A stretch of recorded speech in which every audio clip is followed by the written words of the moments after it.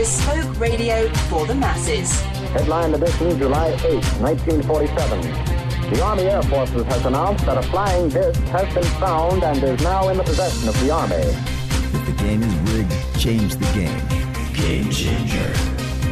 I occasionally think how quickly our differences worldwide would vanish if we were facing an alien threat from outside this world. This is Fade to Black with your host, Jimmy Church, on the Game Changer Radio Network and KGRA, the Global Radio Alliance.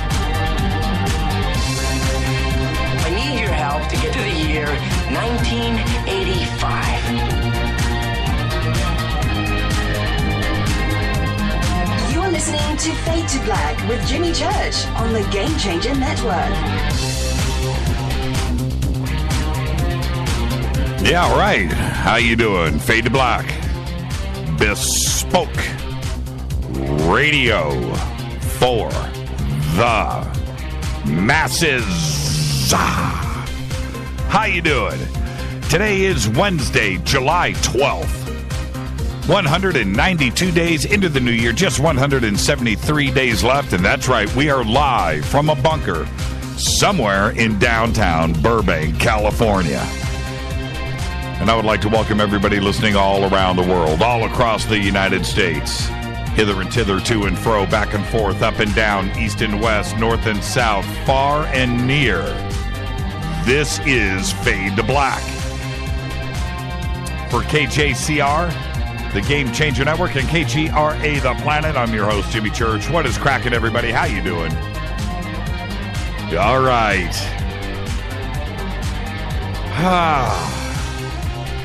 Tonight we have two very special guests with us. Kosta Makris and Hollis Polk are here. That's right. We're going to talk about ETLetsTalk, their organization worldwide, how they get it done, who is communicating with us, and how do we do that back. All of that tonight. First up is going to be Kosta, and then we're going to have Hollis hold down the fort for the rest of the show. Want to remind everybody that tomorrow night is another Fader Night with John Rappaport and his No More Fake Newsroom Live, followed by open lines. And the call-in numbers are 323-825-5045 or 323-275-9695. All right, follow us on Twitter at JChurchRadio, Facebook, YouTube. Everything is Fade to Black, Jimmy Church Radio, Jimmy Church. You know what to do. Go follow, like, and subscribe.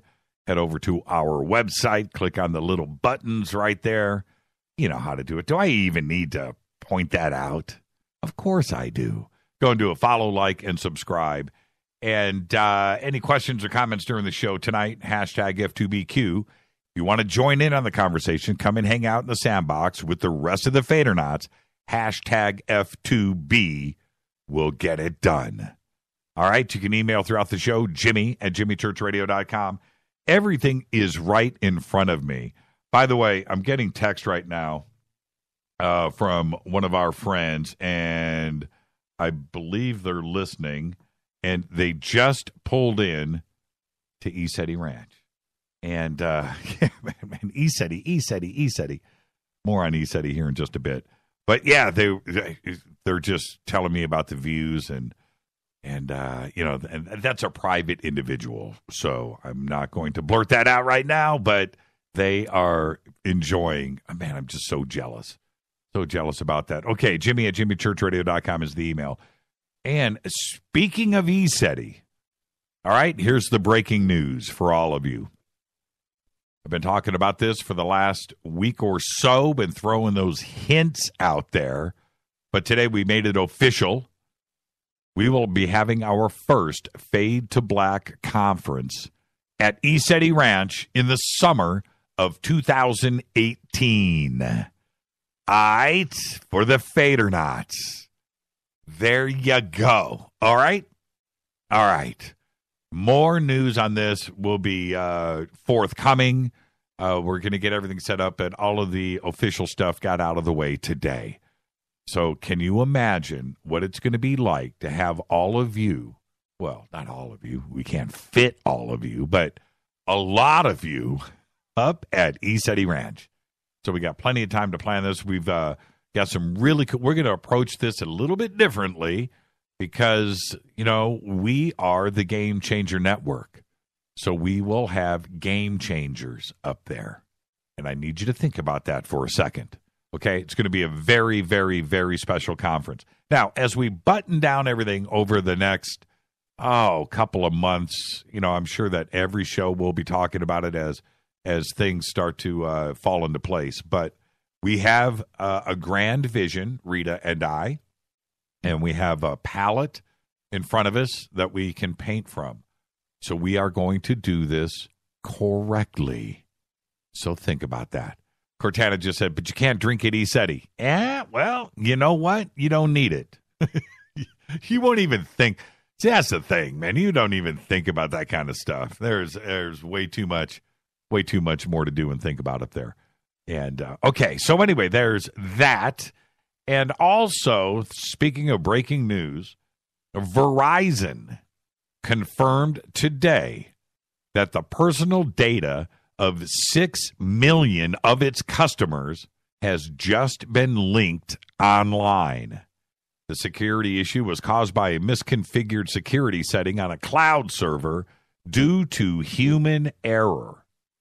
That error made customer phone numbers, names, and PIN codes publicly available online. Are you a Verizon customer? We are not. Man. Oh, that is just unbelievable. Don't forget to subscribe to our podcast where we have over 685 archive shows, custom apps, Apple, Android, all platforms for just $2 per month. $2 a month. $2 a month. Help support the show. Right? That's all you got to do. You get the apps, install them on your phone. You've got Fade to Black wherever you want to go. Everything. All the way going back to show number 1. Everything is there. $2 a month. It's the best deal anywhere, right? Or if that's not your cup of tea and you want to become a Fader not, just go to the website. Click on the membership area right there. That's all you got to do. And then you can pick your poison, right? You can go from Fader not for free all the way to Game Changer. Get yourself your Fade to Black gear. It's all there. And you get the bunker cam, right? You get an email. You get all kinds of cool stuff and benefits. You get commercial-free downloads. You can put them anywhere you want. Play them back any way that you want. Think about that for a second.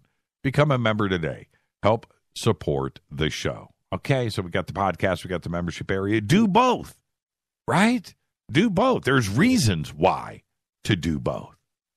There you go. All right. Check out all of our sponsors. Life Change Tea, GetTheTea.com, River Moon Coffee, New Pharma, and Studio Dome Speakers. All of the banners are over at JimmyChurchRadio.com. If you go to Life Change Tea for GetTheTea.com, the new promo code to use is FADER. FADER. And don't forget, get the oil of oregano. You just got to do it just to experience it. And then to somebody that doesn't know about it, just go, hey, take a little drop. Pow. Yeah. I did it today. I put oil of oregano in my coffee. Wouldn't recommend it. I kind of enjoyed it. But, man, you remember growing up, those cinnamon toothpicks? Remember that? Loved them, didn't you? Loved cinnamon toothpicks. Well, that's what was going on with me today with my coffee. Not this version that's in my hand right now.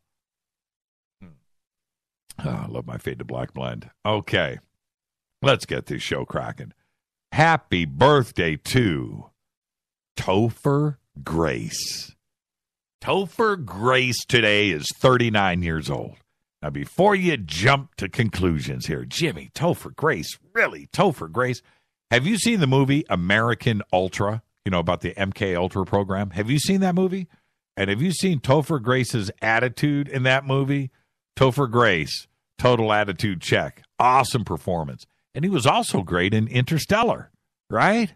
Topher Grace made the cut. Today is 39. And also, happy birthday to Cheryl Ladd. Cheryl Ladd today is 66. Yes, she was a Charlie's Angel. And we'll always remember that. But that's when I think of Cheryl Ladd, I don't think of Charlie's Angels. It doesn't come to mind first. No, you know what does? The movie Millennium, 1989 with Chris Christopherson. That movie, Millennium, is one of the great time travel movies of all time. And it stars Cheryl Ladd. Great script, great theories, shot well, written well, great story from the beginning to the end. Now, there are two endings to Millennium. Okay? There is the American release on DVD and videotape here. Well, it played in theaters, and on the United States release version of that, there is that ending. Okay, I don't want to give it away. It's really cool. But the international release, if you can get your hands on that with the alternative ending, in that version, should I spoil it? Should I spoil it? You know what? I don't care. Sue me. I'm going to tell you right now. In the international version, at the end of the movie, when they're going through the time machine, right? In the international version, Chris Christopherson and Cheryl Ladd go to they appear in what looks like the Garden of Eden. That's right. So think about that for a second. It's really cool. It's a cool time travel movie. The movie is based on the future is trying to correct pollution. And the pollution that accumulates over time is poisoning the future, which was like, movie takes place, was released in 1989. I think it's like 2889, I think is right. And the number 89 comes in 2289, 2889. And so in that version of the future, it's pollution. So they're coming back now to the now to fix the pollution issues. It's pretty interesting to see the world as they've got it designed, and how do I want to say this? The minds that are controlling everything in the future. It's pretty cool. It's pretty well done. Very interesting take on the paradox. The movie Millennium. Happy birthday to Cheryl Ladd. I watch that movie all the time. Our dead guy's birthday today is Charlie Murphy.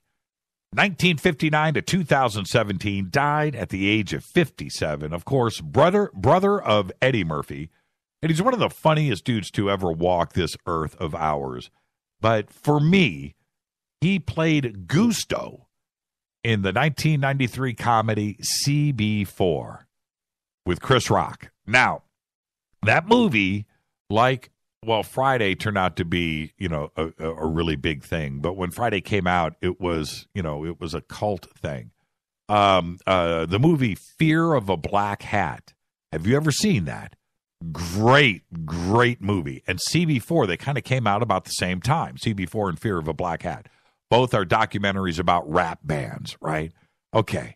So Fear of a Black Hat, amazing film. And CB4, a little bit more commercial, but again, really, really, really well done. And it was Charlie Murphy's performance in this that kind of stole the show. And most people didn't know who Charlie Murphy was at that time. And he killed it. Absolutely amazing. And so anyway, he died this past April of cancer. And I think I announced it on the show. Heartbreaking because he was such a funny guy. And he was a talent that I thought I kind of discovered him on my own because of CB4. And I just always had that connection with Charlie Murphy. Happy birthday, Charlie. You would have been 58. On this day in history, OTD, 1957. It happened on this day. Dwight D. Eisenhower becomes the first president to ride in the newest advance in aviation technology. That's right. He flew in a helicopter on this day in 1957. Fader fact, and this has been vetted before you ask, the oldest bathtub yet discovered. Let me repeat. The oldest bathtub yet discovered is in the Queen's bathroom in the Palace of Knossos in Crete, dating to 1500 BC. Yeah. Makes you wonder, right? Did they take bath? How did it happen before then? Cortana just let this Charlie Murphy. That's pretty good. That's pretty good. It's a pretty good gift right there. And, happy birthday, Mark Tirana. Happy birthday, my brother. He is 29 years old, and I'm saying it again because I went back in time because he just did. We're at the now. Happy birthday, Tirana, and go Beckley Tepe. Tonight, two very special guests are with us. Kosta Makris and Hollis Polk are here. We're going to talk about their organization, ETLetsTalk, contact, sightings, how to get it done, how they do it, how to join the organization. We just spent the weekend with them up at ESETI, and it has been way too long since they have been on the show, and I just enjoy them so much. So they are with us tonight. First up will be Kosta, and then we will have Hollis here to run with it and close out the show. So get ready for that. It's going to be great. Now, what I wanted to talk about really quick, because tomorrow this is going to get posted up, and it'll hit YouTube. And our little video that we released on this door, this cave, this opening that has appeared on the top of Mount Adams. Don't know what it is. Timing is strange. Location is strange. Mount Adams, ESETI, all of that is pretty strange. So, yes, we released a video. The video is doing okay. It just cracked 100,000 views just in, a day and a half or 2 days on the net. What are we at here? We're at 109,000, right? Okay, so what that means is when you hit a number like this, where we've got 490 comments, right? Okay, so that's gonna raise the dead, and you're gonna have your share of positive things to say about it, and you're gonna have the skeptics, which we need to have that. And we're going to, the debunkers, those have got to come out, the haters, the trolls, all of that stuff is part of especially when you have this many.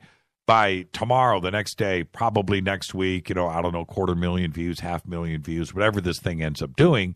And the criticism is there.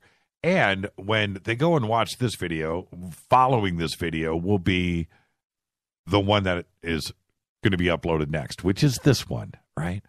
And they're going to come in and listen. So I want to address a few of the issues that have been raised. First off, the mountain there at ESETI, Mount Adams, looks close. And I get it because it's huge. It looks like it's right there, like you can reach out and touch it. And I do it in the video. I reach out with my finger and I'm pointing at it. It looks like it's right there. What nobody realizes is that it is 13 miles away. Said it so many times in the video. It's been presented, 13 miles. But nobody gets that. And especially a skeptic, a debunker, or a critic, or a troll. They don't get it. They just want to just post something up and try to get a reaction.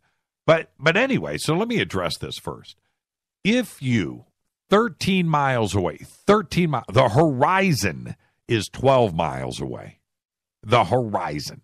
You're standing on the ground and you look, 12 miles away is the edge, right? Okay. 12 miles. So it's 13 miles away. Go outside of your house. These how come it's not a clearer picture? Why couldn't you take a clearer picture? I don't understand why you don't have the picture is not clear. Okay. Go outside of your house. As you're listening to my voice now, grab your best camera, grab a cell phone, grab whatever you got. Grab the best piece of gear you got. Go outside of your house. Find the farthest place you can look at. Look all the way around. Find me something 13 miles away.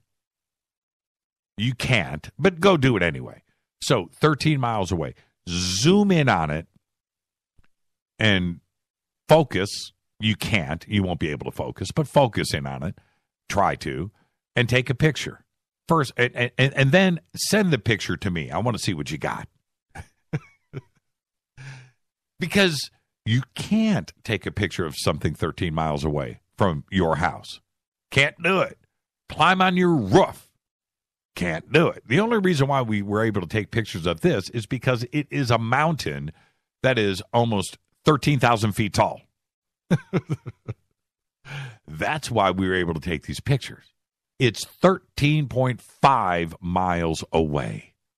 You, with your baddest Nikon, Canon, whatever camera, with your 3-foot telephoto lens on a tripod, 13 miles. This is not an NFL football game. This is 13 miles away. And so you're not going to get a clear picture. You're not going to get anything up close.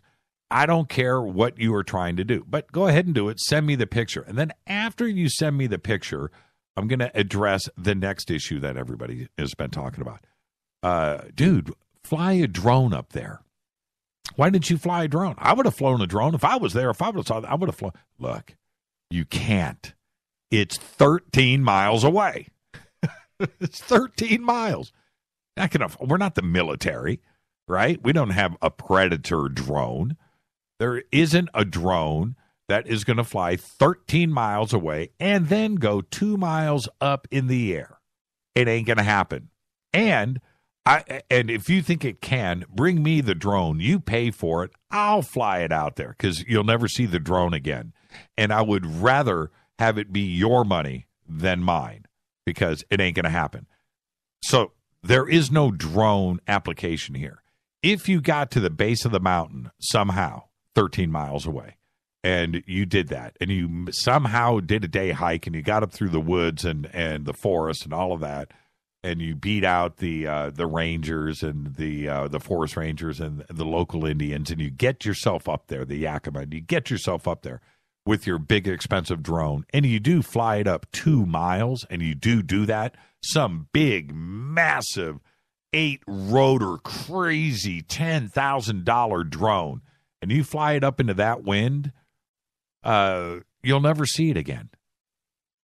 It's it. It's lost. It's gone.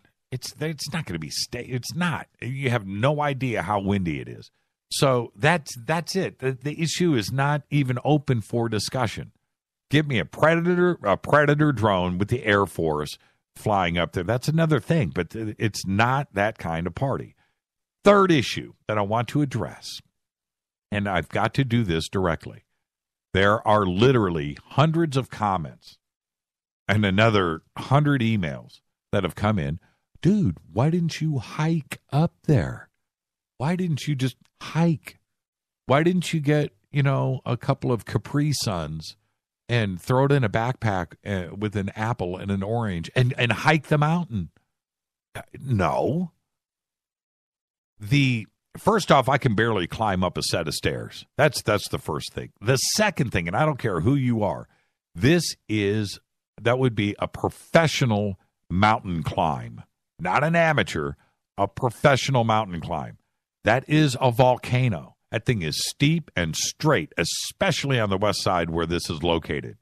There is a lazier glacier pack on the east side that is hiked by professional mountain climbers with the gear, real gear.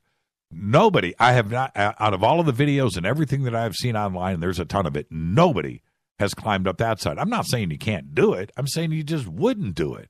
And if you're going to risk it, go to Mount Everest or go to Mount Whitney, but you are not going to find a hole like that up on the top of the mountain and just drop what you're doing, go over to the mountain and do a mountain climb. It's not that kind of party. It's not. It's 13 miles away through wilderness and everything else. No roads, no trails. There's nothing like that there. And even if you pull that off, then you've got a mountain climb over a glacier. It's going straight up. Straight up. So, no, I'm not saying a mountain climber couldn't do it. Of course they could. But that takes planning and logistics and everything else. Will it get done? Yeah, of course. We're going to get up there. I don't know when. Helicopter, possibly. I'd rather do a plane. It's too windy up there for a helicopter, and I just don't feel safe with that. But renting a small plane and buzzing around it and getting some good infrared and some LiDAR or whatever, and some ground penetrating stuff, and see if we can see inside of it. Sure. Will it get done? Absolutely. Is it impossible? No, it is not. What is impossible is flying up a drone on a moment's notice, and there's that. And it's not some kind of day hike where you just walk up there with your kids and go up and feed the deer and take some pictures. It's not that kind of party. Okay?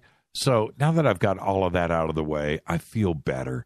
I've been reading these comments over and over again and just trying, people out there trying to stir the pot. And I'm almost ready to just start responding in some just crazy, thing. And I'm not. So there you go. All right. So now also on that front, I just posted up on Twitter. I did it right before showtime. So somebody can go ahead and retweet this. Oh, I'm going to do it now. Here it is. Can I retweet my own tweet? I can. Okay. So here we go. Hashtag F2B. I'm just going to do this really quick. Posted up a couple of pictures, and this was sent to me today, the picture on the left. This was taken 2 weeks before the discovery was made on June 15th, 2017, from ETLetsTalk Ranch, and sent. Now, look at that, right? Okay, doors covered. The entrance is covered. Let's call it a cave. Let's call it the opening. It's covered here in this picture. You can see deep in there, there's a shadow area where it looks like it's still either closed or covered, okay? But look at the snowpack and look at the snow, how it all goes up and everything is covered here. Then you go to the picture that was taken the day of, and now look at the difference and contrast the two of them. Just flick between the two. Look at that. Did that open? Yes, it did. Did the snow melt? Absolutely. Did the snow melt and expose it? Yeah. I think that's a strong possibility here. The one thing that I do see is I see an opening. Call it a cave. Call it whatever you want. Call it a hangar door. Call it a lava tube. I don't know what it is, but it's cool, and John Esch found it. There you go. All right, so take a look at those. Retweet it. I just did, and I just want everybody to just quit saying it's a shadow, because it clearly is not. This is Fade to Black. I am your host, Jimmy Church. I'm going to get out of here because I got to, right now, get to Kosta. Kosta Makris is up next, followed by Hollis Polk.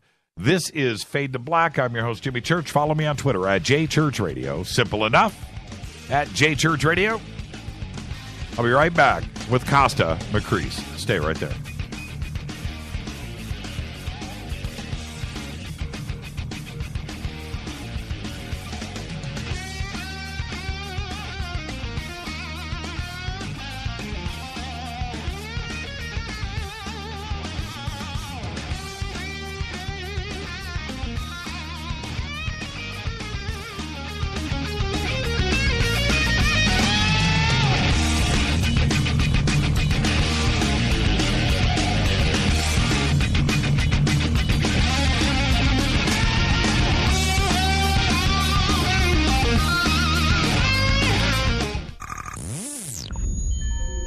You're listening to Jimmy Church, Fade to Black.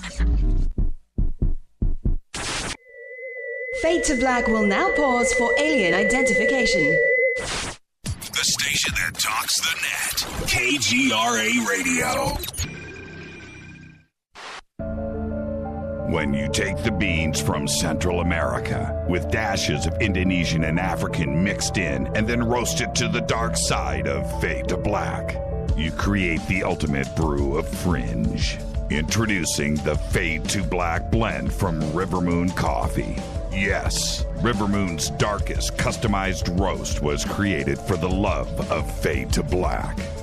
The alchemy of masterful roasting and smoking the beans is in every sip of this full-bodied dark Java. I need my coffee dark, deep, with distinct bittersweet chocolate highlights, just like the bunker.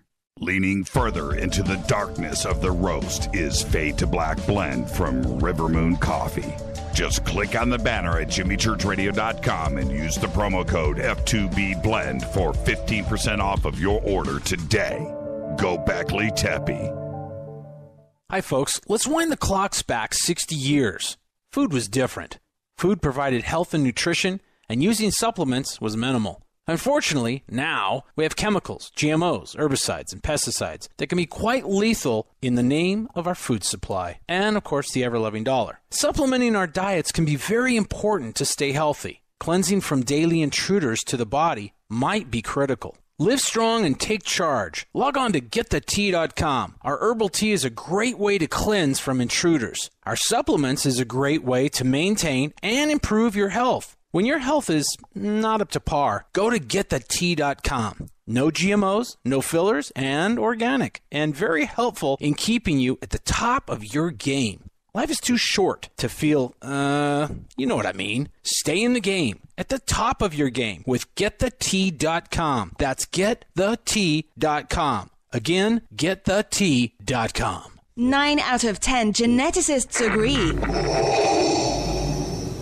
Fade to Black is not your father's radio show on the Game Changer Radio Network and KGRA, The Planet.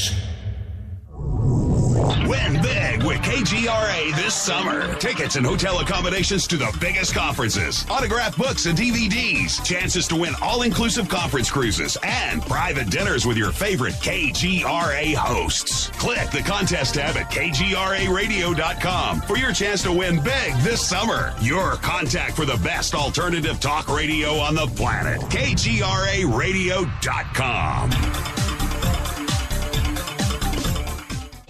Hi, this is Rob Reiner from Anvil, and you're listening to JimmyChurchRadio.com. What's up? I'm Chris. What up? This is Kyle Massey, and you're listening to Jimmy Church Radio.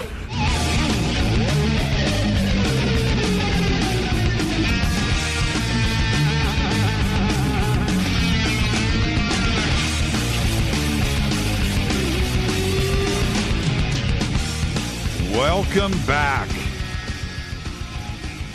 Fade to Black. I'm your host, Jimmy Church. Follow me on Twitter right now at JChurchRadio. Join in on the conversation over in TweetDeck. The sandbox is hashtag F2B.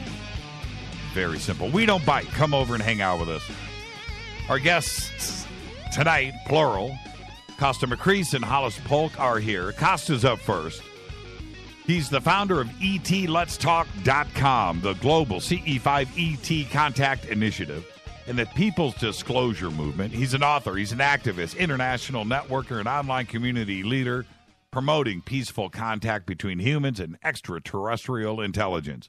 He was born in Fort Wayne, Indiana, and in 1977 earned his BA in computer science from Indiana University, go Big Red. He has been a successful software consultant in the Silicon Valley for almost 4 decades. Since 2006, his passion and mission has been the website ETLetsTalk.com and the ET Let's Talk community, which has more than, well, I'm going to let him address the latest update, but in 60 countries. At ETLetsTalk.com, he teaches everyday people how to successfully communicate and interact with loving ET spiritual beings. What about the bad guys? Kosta. The purpose is for humans to co-create with ET a positive planetary transformation, a golden age on Earth of free energy, planetary peace, abundance, environmental sanity, and justice for all. And I would like to welcome back our good friend, the one and only Kosta Makris. Kosta, good evening. Thank you, Jimmy. That was a very spirited introduction. And we can talk about the bad guys, too. Thank you for having me on the show. Hey, are there bad guys? Yeah, I believe there are. Service to self. I don't believe that they're very active on Earth right now, but certainly in our past, it's my opinion that they've exerted quite a bad influence. but that has brought them to the attention of the good guys. And the good guys are a whole lot stronger and a whole lot numerous and powerful and all that. So the neutralization has been going on as we approach the golden age. And, we have a hand in all that. So that's why we're going forward with the People's Disclosure Movement, knowing that the white hat ETs, the great civilizations that are here, probably by their millions, are looking to work with us. So that's where we focus on at ETLetsTalk.com is with the benevolent ones that are really gaining the day here and working with us. How did you get started in this, Kosta? It's a great story, but let's go back and review that for everybody. How did you get started in all of this? Okay. Let me just say that everyone's got a background. We all come from something environmental in our past that kind of prepares us for this. I'm not any different than most people in that case, because I picked up my first UFO book when I was, I think, around 10, and I was fascinated and wanted more, but I really just let it all go till later in life. After getting a degree, getting married, having kids, getting remarried, the normal kind of things that people do. And that was until 2006 when it all changed for me. And that was when I was at a retreat at Mount Shasta here in Northern California, and was learning to make the interactive contact with ET, the CE5 protocol, that a lot of people actually are teaching now on the net, not just myself. I was seeing a lot of results in the sky, on the ground, and learning to identify, what was real and what was terrestrial and man-made. And when I say real, I meant really ET craft, to the best of my knowledge. And that all excited me.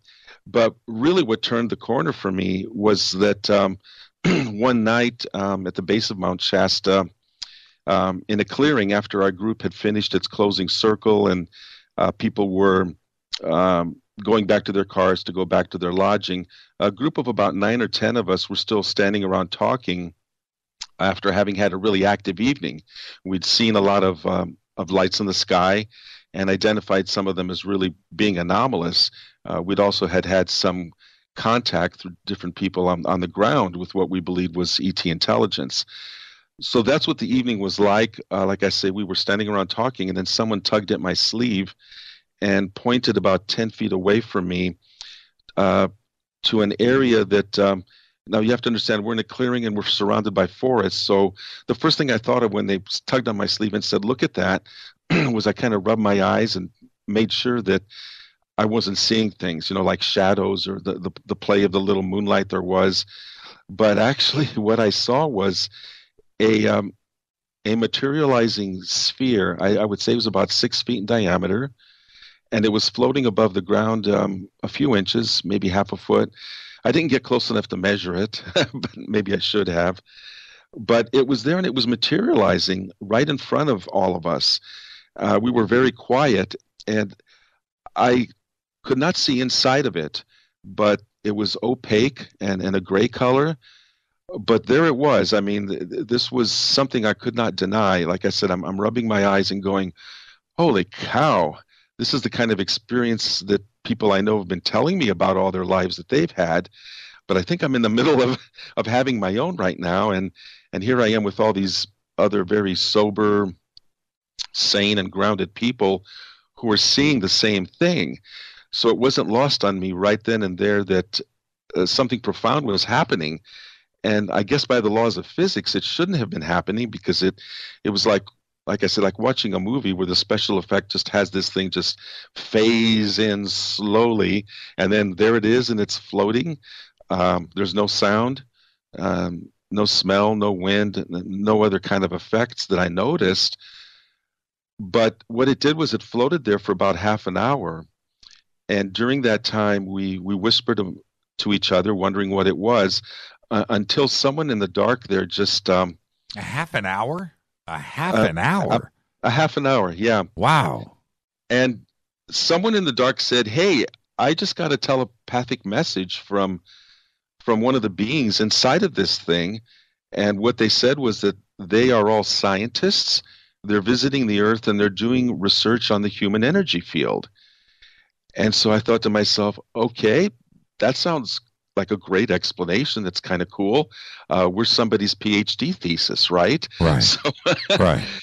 So we kind of took that message in. Now you have to understand what's happening during that half hour was that to the right of me, like within arm's length, was a friend of mine there. I'll call her Gloria, a very good psychic, nice person, very well grounded.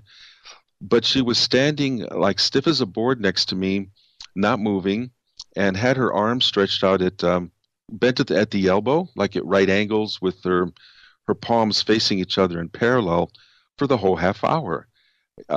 Try holding your hands out like that for half an hour. You're going to get tired and drop them, but that didn't happen with her.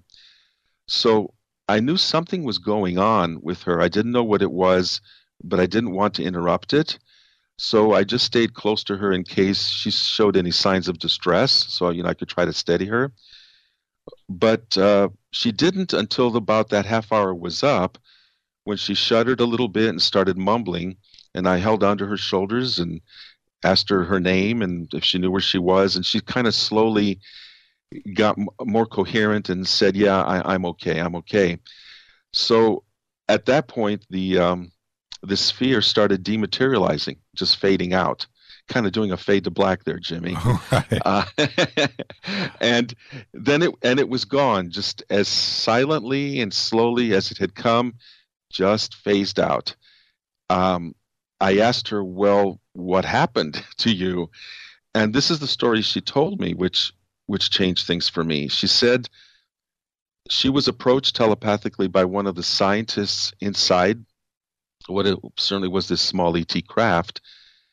And this scientist, and I don't know if it was a he, she, or an it, so I'll just say it asked her to merge with her energy system so that it could study her.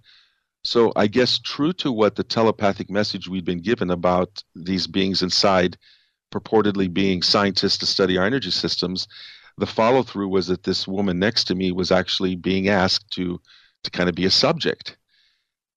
She told me that she did agree to do that, but that she had 3 conditions.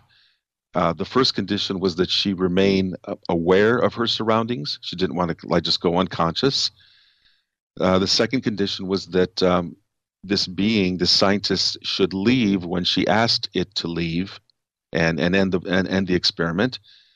And the third request, or condition rather, was not to mess with her sexual organs or do anything funny in that area of her body, which fair enough. Sounds like a funny thing, but based on all the stories that seem to be out there, fair enough. That was a very fair enough request there, or demand, really. The scientist basically said okay to all 3 conditions, and so what was happening during that half hour was the experiment going on, and obviously I couldn't tell anything that was going on because all I saw was this person just standing silent, not saying or doing anything, until apparently she told it to leave, and it did. And it was at that point that this sphere started dematerializing. They had done their work and they left. 2 of the guys in the group there, if I recall, had reddened faces, like sunburns on their face. Not in a hurtful way. It wasn't that bad, but they did not have them. And this was at 11 o'clock, 12 o'clock at night. And that's the effect that they had. But other than that, there was no real other after effect except this great story and what we all saw with our own eyes. It was at that point I realized, holy cow, this is really real. And I want more of this. I want to continue making this kind of contact, interacting, and at some point I want to start organizing people and showing them how they can do this for themselves too. And that's how my life changed. I took a kind of a right turn there that I would have never expected when I was coming out of college, that at my advanced stage, my life would take that kind of a direction. Did you mention how big this craft was? Did I miss that? How big was it? Yeah, it looked like about 6 feet in diameter. Okay. Wasn't huge. And the beings, You can't tell with this kind of stuff. Sometimes you hear about small craft, and then people who've been inside will tell you it was as big as a stadium. So you get into kind of the strange area here where you can just rely on what you see with your eyes outwardly, and that's what I'm telling you right now. Is it looked like about 6 feet, and the beings must have been small to fit into it, or maybe it was as big as a football field inside and was warping across dimensions. I don't really know. Right. I just know it came, it stayed, then it went, and I could not deny what I had seen. That was clearly my story. I mean, it was everyone's story, but it was my personal encounter that, unlike other encounters I'd heard of from people that I trusted throughout most of my life. Right. When they told me their up close and personal stories, I mean literal flyovers of craft over their cars with the engine dying and a beam of light coming down. Real classic kind of Steven Spielberg stuff. I even had a friend who saw a mothership, et cetera, et cetera. And I believed these people. So I knew all along the way throughout my life that ET intelligence is here, and they have technologies that we can't even dream of, and people that I know and trust have seen them and encountered them. But I tell you, Jimmy, it's not the same until you have your own, and when you do, you really can't forget it, and you have to do something with it. A lot of people may stuff it. A lot of people may just put it away and just tell it to people one-on-one, when they feel comfortable. And then there's other people like me that decide I want to become an activist and get into this field more, because if I can do it, and I'm an ordinary person, if I can have that experience, including the people around me there, then anybody can do it. Well, and this sounds like crazy talk, right? Of course it does. It does. And you are in the high-tech center of the known universe, and you run with a very black and white ones and zeros crowd. Okay? Right. And you saying this kind of stuff, do you catch yourself and you just go, you know what? Is it that you don't care? Because do you share this kind of conversation with your tech buddies in the valley up there? Yes, I do. And to quote a friend of mine that you may know very well, I don't care. I don't care. That's a good attitude. I'm out of the closet, Jimmy. It's an inside joke, folks. It's an inside joke for all of us. Because this kind of stuff coming from somebody that is a successful businessman, you're a consultant, software industry, it's pretty severe to some out there. I know that I get it, but there's also a shift right now in Silicon Valley with quantum, not only quantum mechanics and quantum theory, but now with quantum computing. It's called quantum computing for a reason. And most people think it's called quantum computing because quantum is a cool name.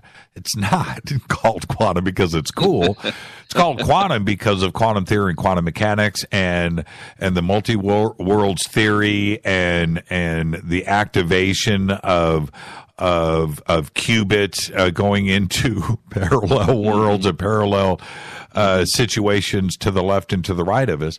This is science fiction to most, but Silicon Valley now is starting to pick up on this, and they are talking about some of the most richest men up there are like, hey, well, we live in a matrix, we live in a hologram, we live in ones and zeros. This isn't actually real. This is AI. This is AR. They're speaking about this because they now know and understand the science behind the theory of quantum mechanics and quantum theory, and they're applying it now to that science, which opens up the world to all of the possibilities of everything that you are talking about right now. I think you're absolutely right. Science is approaching my reality, your reality, and sooner or later, they're going to admit that what we're talking about here, what I'm talking about, is not so strange. I mean, look at the technological achievements we've made as a species in just the last 100 years. Could your grandfather or great-grandfather have imagined, let's say, a car, a moonshot, spacecraft, television, computers, all these marvels that we have right now at our fingertips in just 100 or 150 years?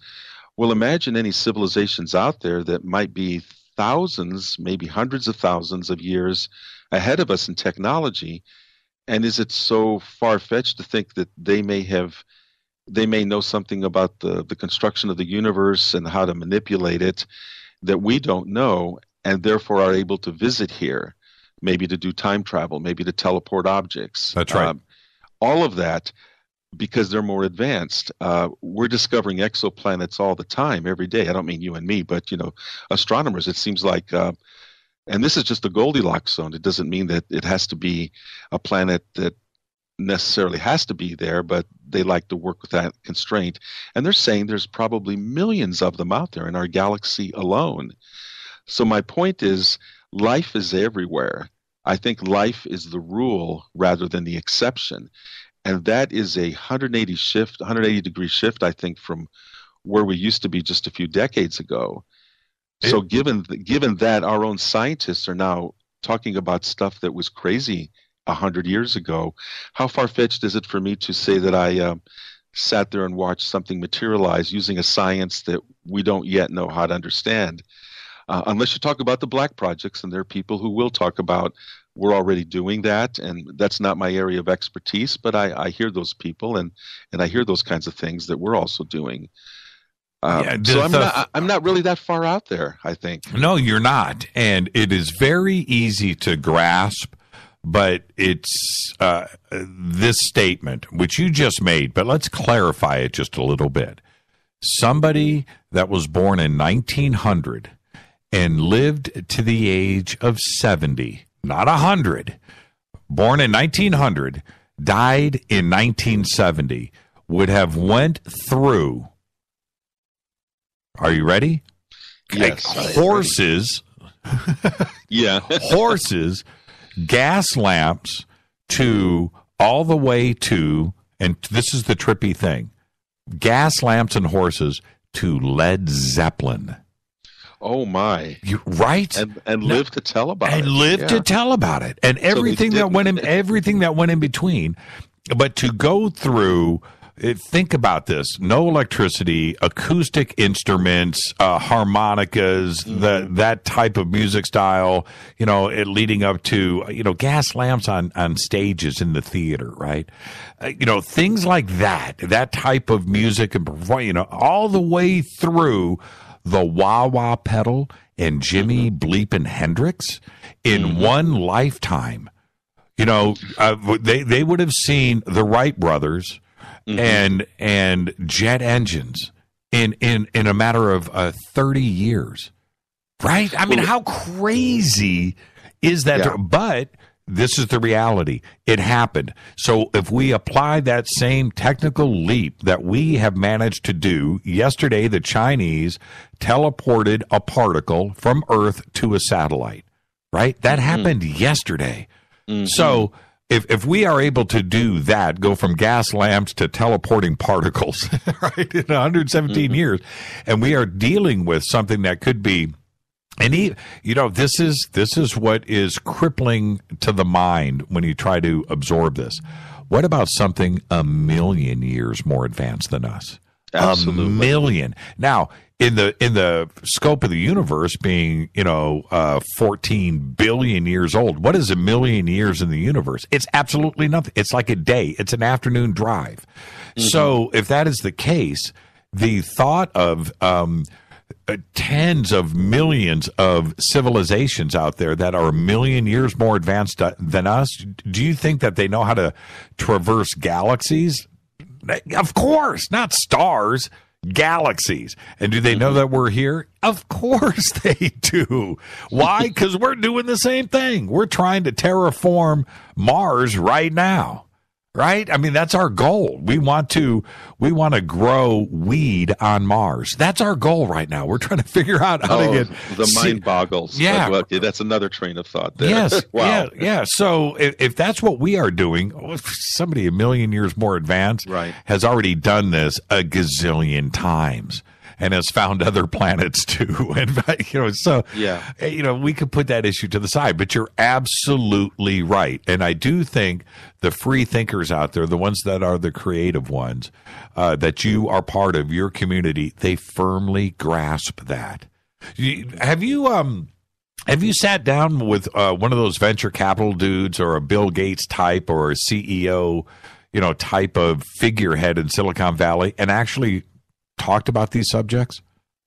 No, I don't have those kinds of contacts, but I'm sure people like me who travel in those circles have had these kinds of experiences and have had those conversations with people at that level. I talk mostly to everyday people like you and me. I have 11,000 people in my community, more than 100 countries. And we're simply, most of us, just everyday people, some with titles and acronyms behind our names and some not, but we're making the daily, weekly, and monthly ET contact. And that's what I've been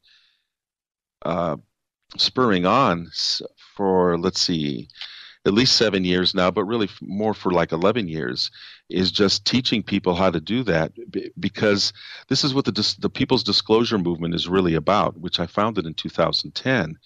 It's an acknowledgement that governments and institutions are not going to fully disclose as fast as we want or as fully as we want. We know that there have been decades of cover-up, and there's so few people these days that trust governments to do anything or to tell them any kind of truth. Am I right about that? So why would we be sitting around passively waiting for them to give us the official word that everyone, ET is here, you can go back to regular programming now? That's not going to happen. We know that there's an agenda that has kept the ET presence here. So the whole purpose of the People's Disclosure Movement is teaching everyday people to make their own contact and make up their own mind.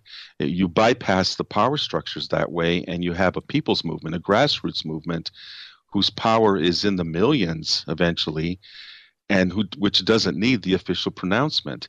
I mean, talk about taking your power back from authorities. This is a really good opportunity to do that, and that's what the People's Disclosure Movement has been doing. So rather than seeking the company of CEOs and others like that, I mean, I'll talk to anybody, actually.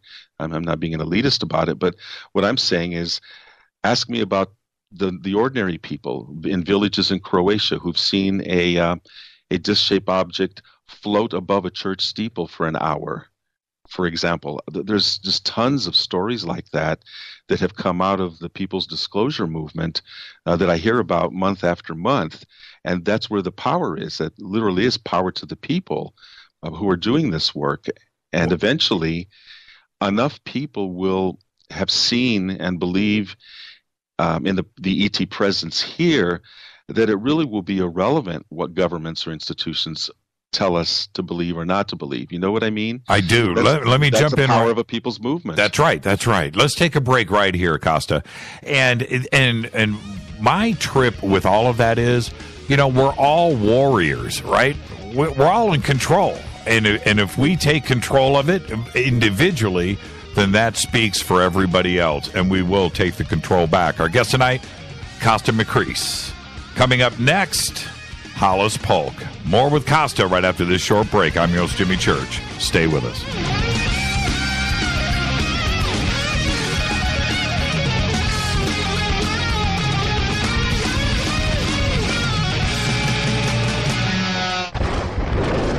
This is Fade to Black with Jimmy Church on the Game Changer Radio Network and KGRA, the Global Radio Alliance. This is KGRA Digital Broadcasting Station, Salt Lake City, Utah, Van Buren, Arkansas. Hello, I'm Katie, and you're listening to my main man, Jimmy Church, on jimmychurchradio.com. Hi, this is Ray Hobbs here, repping the planet, and you're listening to my good friend, Jimmy Church, Fade to Black. on the Game Changer Network and the KGRA digital broadcast station. This is Toby Kebbell. You're listening to JimmyChurchRadio.com. Don't hurt me, Jimmy. I'm only little. Hey, I'm Adrian Grenier, and this is Ari Gold. We're the Honey Brothers. Yes. We are of the Honey Brothers. Hey, I'm Adrian Grenier. And I'm Ari Gold. We're the Honey Brothers. And you're listening to Jimmy Church. The Revolution. Ancient Life Oil. Life-changing. The real oil. CBD is truly ancient life oil from the source. This oil has no psychoactive effect and is also legal in all 50 states. When you're healthy, you're happy. The truth about this wonderful plant is that it wants to give back to mankind life, longevity, and happiness. Ancient Life Oil are golden grade, all organic, non-GMO, and infused with high-quality liquid coconut oil. It's simple. Just go to ancientlifeoil.com today. That's ancientlifeoil.com. The best, purest, organic, and non-GMO CBD in the world. Go Beckley Tappy. The statements made regarding these products have not been evaluated by the Food and Drug Administration. These products are not intended to diagnose, treat, cure, or prevent any disease. Please consult your healthcare professional about potential interactions or other possible complications before using any product. What's up, Fadernauts? Studio Dome loves Fade to Black and the F2B audience so much that they have put together the ultimate stereo Bluetooth system. They've done it just for you. Man, check this out. The Studio Dome SBB2 stereo system is here. It's featuring two Studio Boombox 2 SBB2 wireless Bluetooth speakers, packed in its own custom hardshell case. This Studio Dome system features the very latest in stereo Bluetooth technology. The two full-range boomboxes are in true wireless stereo. You've got to hear this. It's amazing. It's just $129 and use the promo code JCRTWS and you'll also get free shipping. It's simple. Just go to JimmyChurchRadio.com, click on the Studio Dome banner. Go Beckley Tappy. This is Micah Hanks of the Gralien Report, and you're listening to Jimmy Church on Fade to Black, across the globe on the Game Changer Radio Network and the one and only KGRA Radio, The Planet.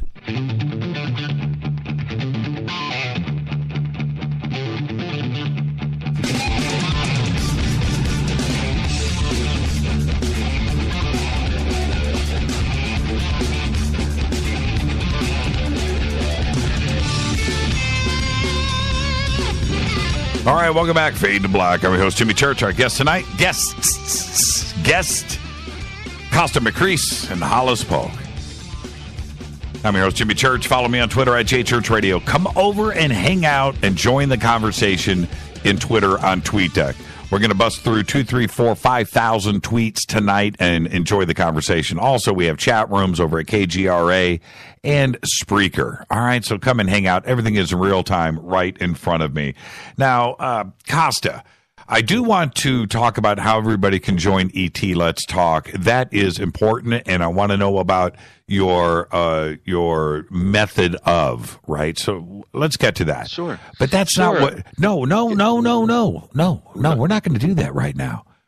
Wasn't that the coolest weekend ever last weekend? Yes, it was, but I will put in a plug. ETLetsTalk.com. Free membership. Come on over. We'll teach you how. The links are over. The links are over at JimmyChurchRadio.com. Now we're going to spend some time on that, but I want everybody to know that Hollis and I and everybody and Kosta, we went through about a 45-minute or 1 hour blaze of glory in the skies above us up at ECETI. And to share that experience with the both of you was absolutely fantastic. And then Kosta being the pragmatic guy that he is, we had this amazing sighting. And it's off to the west, and this thing flares up and takes off like a dragster, and everybody's yelling and screaming. And Kosta's like, "I'm going to debunk this right now, everybody." So he disappears. He goes in that. Yes. He goes and he's doing the right thing. You went in and checked all of the satellite information and the location of this to make sure that, because you thought it was a satellite. And you deflated me. But then you came out. You were gone. You missed all the good stuff, by the way, while you were gone. Well, that was just one night, though, Jimmy. There were many nights. There was many nights. A lot of stuff. No, you're right. There are things called iridium flares that are up there that can get really bright, and their paths are known. And when you go to Heavens Above or use a satellite app or some other website that deals with this, you can find out exactly where their path is going to be, when they will get brightest, and therefore not be fooled and think that there's something that they're ET, right? So that night, I felt so badly speaking up, but I was going from memory because I did not have my charts on paper with me. And I seem to remember there was an iridium flare that was going to be traversing right in the spot where everyone was whooping and hollering and had seen the object flare up brightly and then phase down and keep moving and then disappear. So I thought, oh, that's what the iridium flare I remember reading about earlier. And that's why I disappeared, went back to my computer, looked at the charts and realized that, my memory was faulty. And what I was expecting to see at that moment wasn't due for an hour later. So that's when I came back out and reinflated Jimmy here and everybody else and said, I was wrong. Bad memory. I'm so sorry.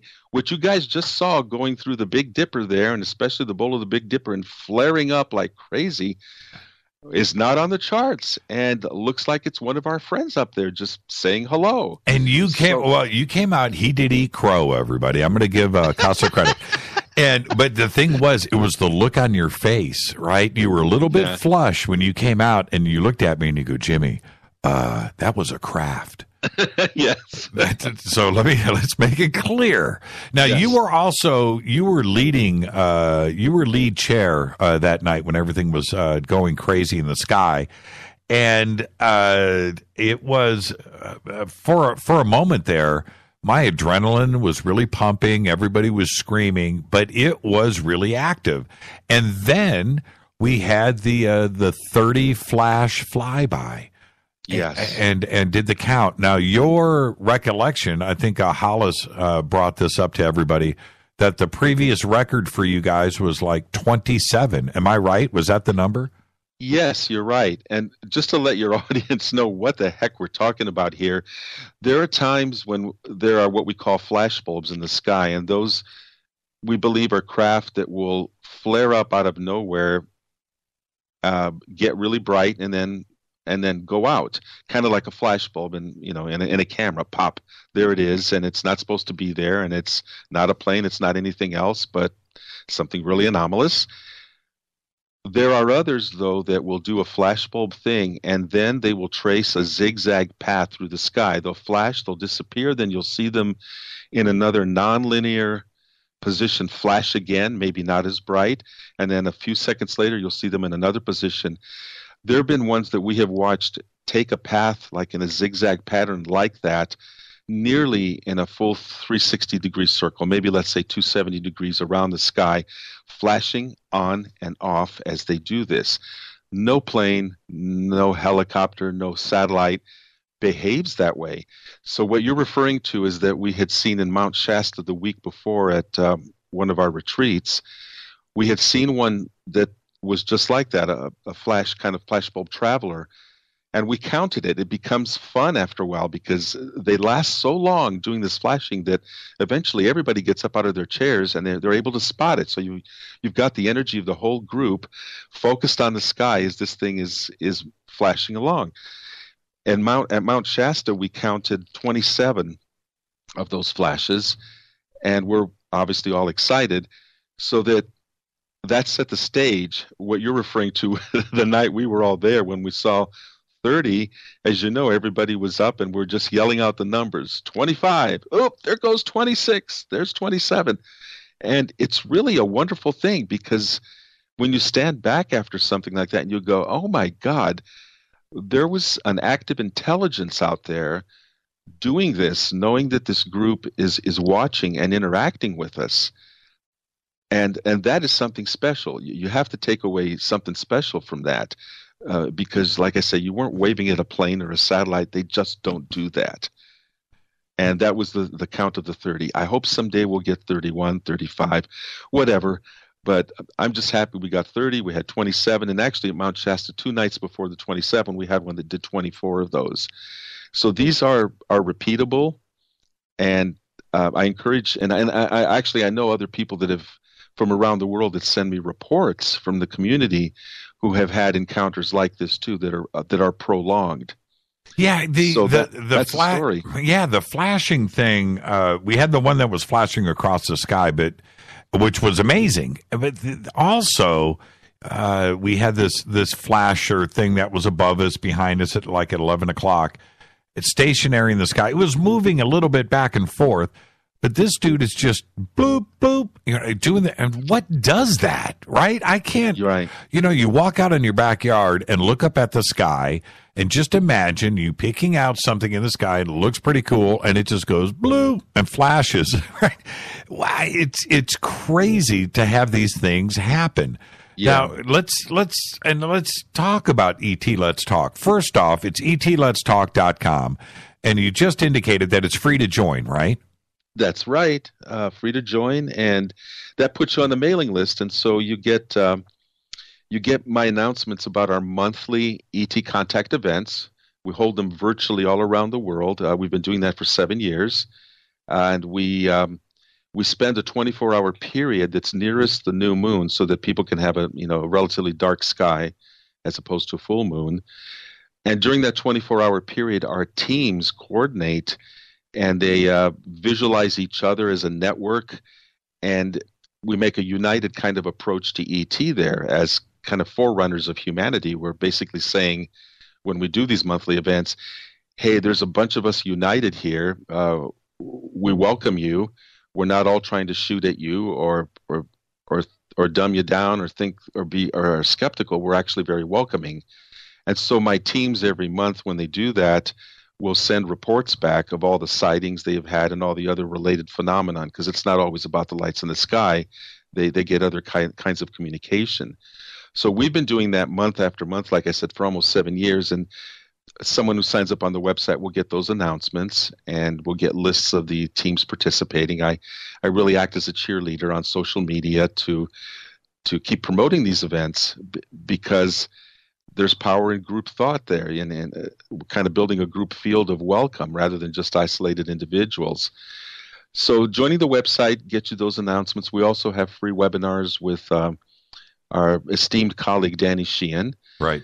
Who, as we all know, is all about cosmic humanity and his eighth world paradigm, and just reveals a lot of crazy, incredible information at a detailed level for us during those webinars.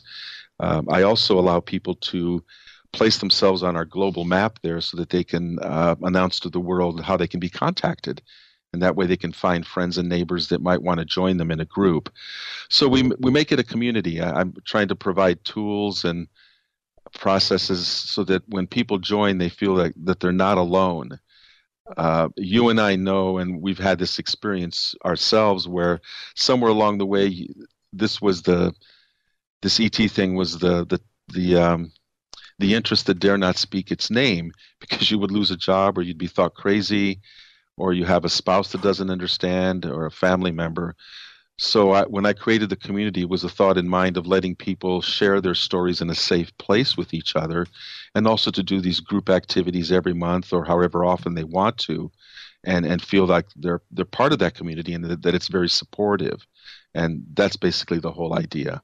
It's a safe place. Now, how do you start off? I do want to know how you gently start to expose people on how to get this communication and attraction done. But before we get there, how big is the organization now? How many members? It's about 11,000. Wow. And that's only the network that I know about. There are other people that have similar networks that are doing protocols, and everybody, believe me, is not doing the same kind of protocol, because everybody seems to want to roll their own. But the fact is that a lot of people are having success with this, And in those other networks, there's a lot of power. I've always encouraged people to go out and become leaders, to become activists in their own area and start their own networks, because there's the power in the numbers, so that nobody can shut down any one group or one network, because there's so many others. Right. And they have sprung up, and it's just really great to see people taking that ball and running with it once they learn how to make contact and using their enthusiasm to promote it to other people. And that's how we're building our grassroots movement. What's the biggest group out there? And this is kind of a guy question, but what's the biggest group out there in your network, and who's been the luckiest with contact? I have never quantified the thing about lucky, and I understand that is a guy question. It's also a real legitimate research question. Someday, when there's the ability to quantify all this, I really would like to see numbers. But for right now, I'm speaking anecdotally. I would say that consistently our friends in Albany, New York, Marilyn and Diane, and they know who they are, and their group will report close-up encounters, contact in other ways, and they've been doing that for I think since 2010 or so. Right. So they've got a group of 36 people, I think, and they consistently will report that they have contact, and it's just great to hear.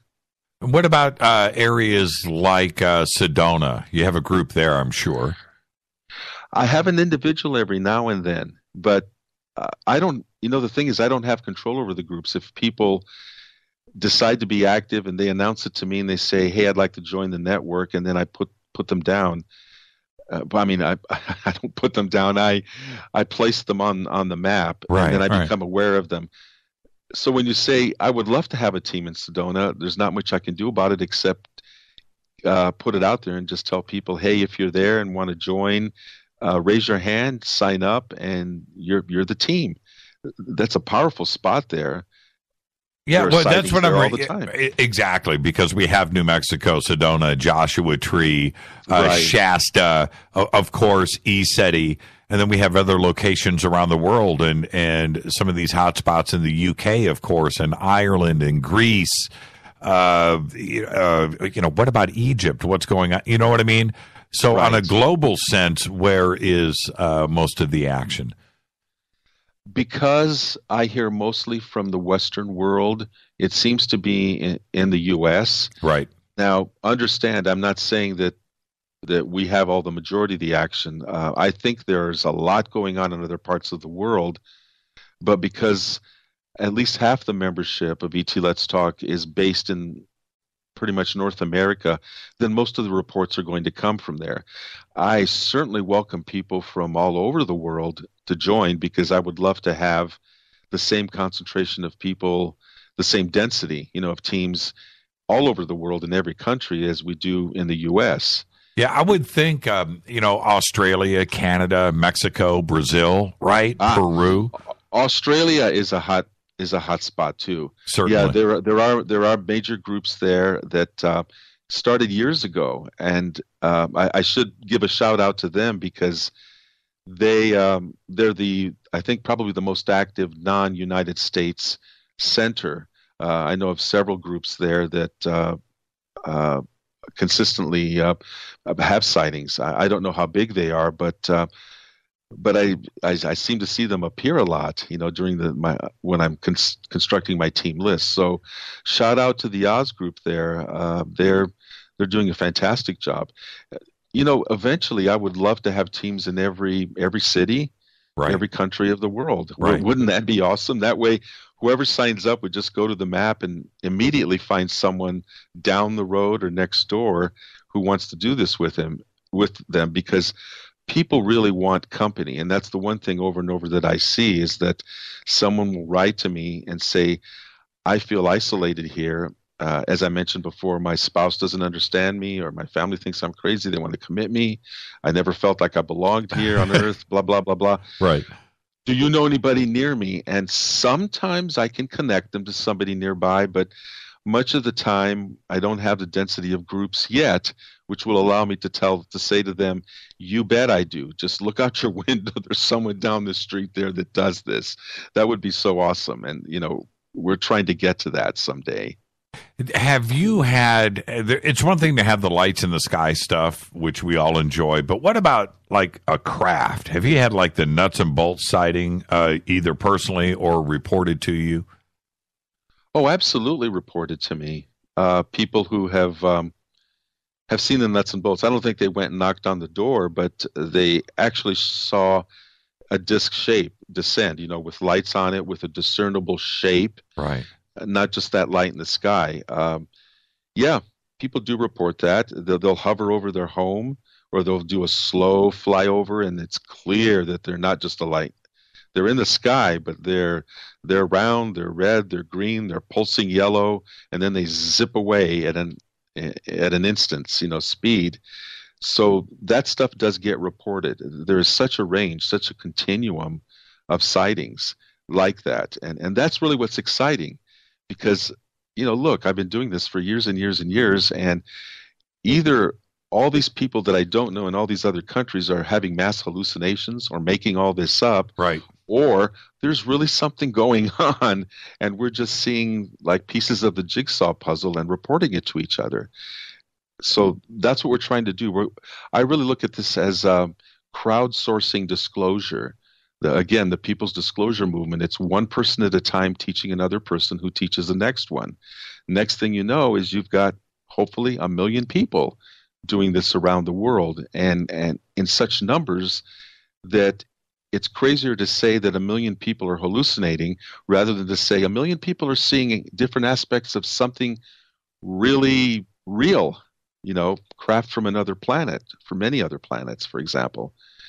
Now, I wanted to ask, we're at the end here, and I could not let you get away with of course, addressing this opening that you were, a part of, our group up there at ECETI that appeared on the top of Mount Adams. So I'm going to ask you the straight question. When you first, grabbed the binocs and you looked up and everybody told you where it was and you looked at it, what went through your mind? I hope it's real, is what I thought. Because, again, I have a natural skepticism. It's my scientific upbringing. Right. Because what goes through my mind as I'm looking at it is it's holy cow, there is something there. But then my mind is saying, is it a shadow? Is it the angle of the sun? Well, the sun, I think, was already setting. Well, actually, no. We saw it during the day as well, too. I just went down what the regular things that it might be, because I want to eliminate those as fast as possible. You have to. Can, yes. Before I can finally say, oh, my God, this is cool. So I think you were the same way, because you were up there. You had a methodology, a method to your madness there, where you were taking pictures every few seconds, trying to gather the data, get some data points there so that you could study them later on and enlarge them and things like that to really study it. And I think that was the right approach. Instead of just pointing at something and saying, I see something through the binoculars, it must be a hanger. I think those words came out of my mouth first. Let's be straight here. Well, they did. We could hear you. Oh, man. But, yeah, what an incredible thing for all of us to share together, though. That is, I think it's going to turn out to be a big deal. And this is why. Okay. Even if it is something like an exposed lava tube at the top of the mountain, right, or a natural entrance on the peak of the mountain of all the places, or not at the bottom, at the top, that it just in of itself right there is a really friggin' big deal. It is a geological discovery that we all made together. Now, if it goes beyond that and somebody is using it or accessing it, and as crazy as that sounds, there's been enough stuff going on at Mount Adams that's been documented for the last 30 years that certainly answers a lot of questions. But even at its basic thing, that it is just a 500 by 200 foot cavern opening thing. Holy crap. That I think just that right there, we shared something extraordinary together. Now, let's take it a step further. You also looked at it for the next 3 or 4 days, too, like the rest of us. Did your perception change, and did it appear to change to you? It did not, but then again, I saw it mostly from pictures that you took, because I think you were following it. I didn't have the access to the binoculars every day to be able to follow the minutia of it, but I did see it up there, but just not in any great detail. People like you, I think, were able to have more of a longitudinal kind of track record there of what happened to it. I sure hope that someone can, I don't know, I'm not a drone technology kind of guy, but can they fly one of those up there that high and take some pictures, or in a light plane or something? That's got to be the next step. Right. That's got to be next. Yeah. Let's take a look at it close up. So exciting for all of us to go through that together. I think that no matter what, 2, 3, 4, 5 years down the road, as we get this behind us and we figure out what's going on, we'll all be able to just look back and go, man, that was the weekend. We were all together at ESETI, man. I was there. I saw Kosta lose his mind. I'll be able to say that. But then he found it again. Yes. So again, what's next for you? When's your next webinar? Again, there are 2 websites for you. You have a .org and a .com. Is there one that you prefer everybody to go to over the other?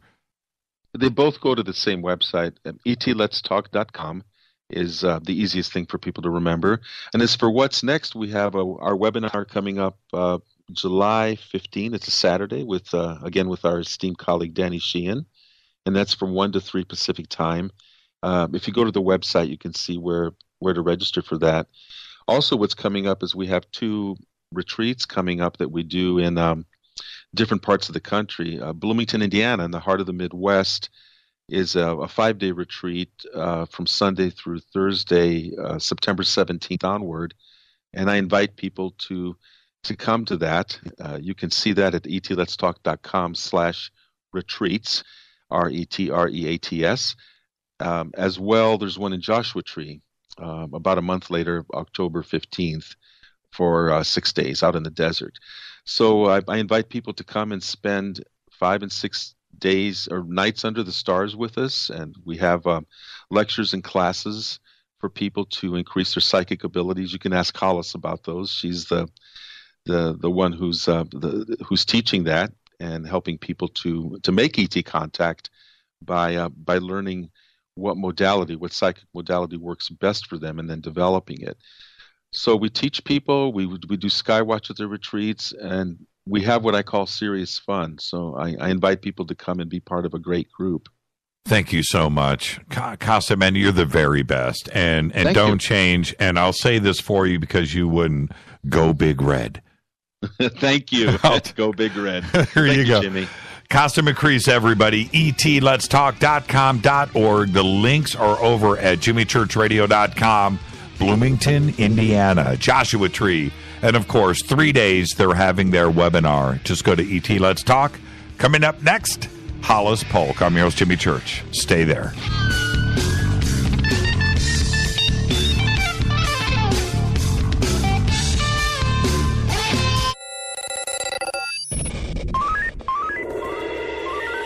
Way out here, we listen to Jimmy Church.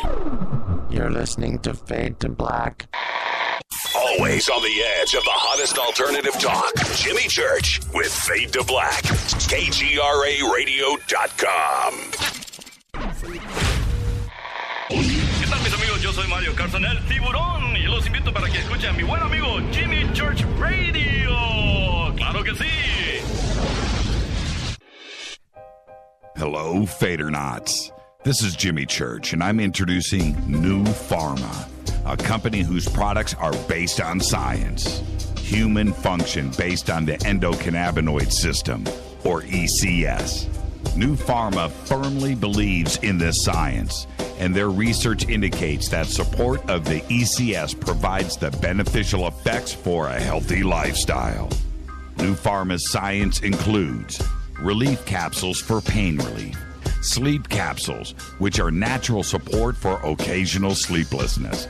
Foundation is support for your ECS, and Fit capsules support your active lifestyle. Just click on the banner at jimmychurchradio.com and use the promo code F2B for a 33% discount on all of their products. Or visit newpharma.com for all of the knowledge on the science. That's GNUpharma.com. Go back, Lee Tappy. Do you worry a lot? If you're forgetful, nervous, moody, or overwhelmed, chances are you're not protecting yourself from the ravaging effects of stress and anxiety. No matter the cause, ongoing stress and elevated levels of the stress hormone cortisol can rob your memory, your health, your quality of life, and your future. Now you can combat the effects of stress and anxiety while improving your memory and recall at the same time with the dietary supplement Calm and Clever. Studies show that the ingredients in Calm and Clever reduce cortisol by as much as 30% in as little as 1 to 2 weeks and increase your ability to recall facts, names, and numbers in 4 to 12 weeks. Calm and Clever was created by scientist Kurt Hendricks, a principal investigator in 2 NIH-funded studies on Alzheimer's disease. Try Calm and Clever for 2 months. You'll feel the difference. Call 1-800-758-8746 or go to calmandclever.com. You listen to us, and we listen to you. And so does the CIA. KGRAradio.com. Hi, folks. CBD is the home run hitter for health right now. Why, you ask? Because of what it does for the body. Unfortunately, I can't tell you all about the benefit. You know, there's reasons. Do your due diligence and log on to ancientlifeoil.com. That's ancientlifeoil.com. Ancient Life Oil uses organic ingredients and is blended in coconut oil for some of the best benefits. Legal in 50 states and non-psychoactive. Log on to ancientlifeoil.com. That's ancientlifeoil.com. You are listening to Fade to Black with Jimmy Church on the Game Changer Network. Oi, oi, I'm Reese Evans. You're listening to Jimmy Church. This is Revolution. The revolution will not be televised. The revolution is on radio. Ciao.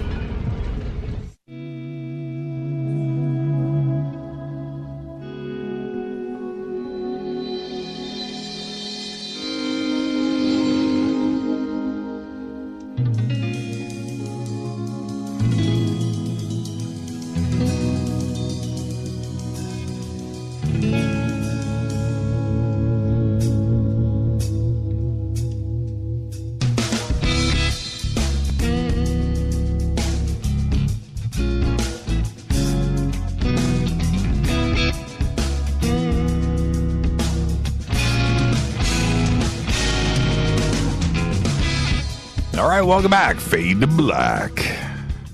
What a night on the show. I'm your host, Jimmy Church. You can follow me on Twitter at JChurchRadio.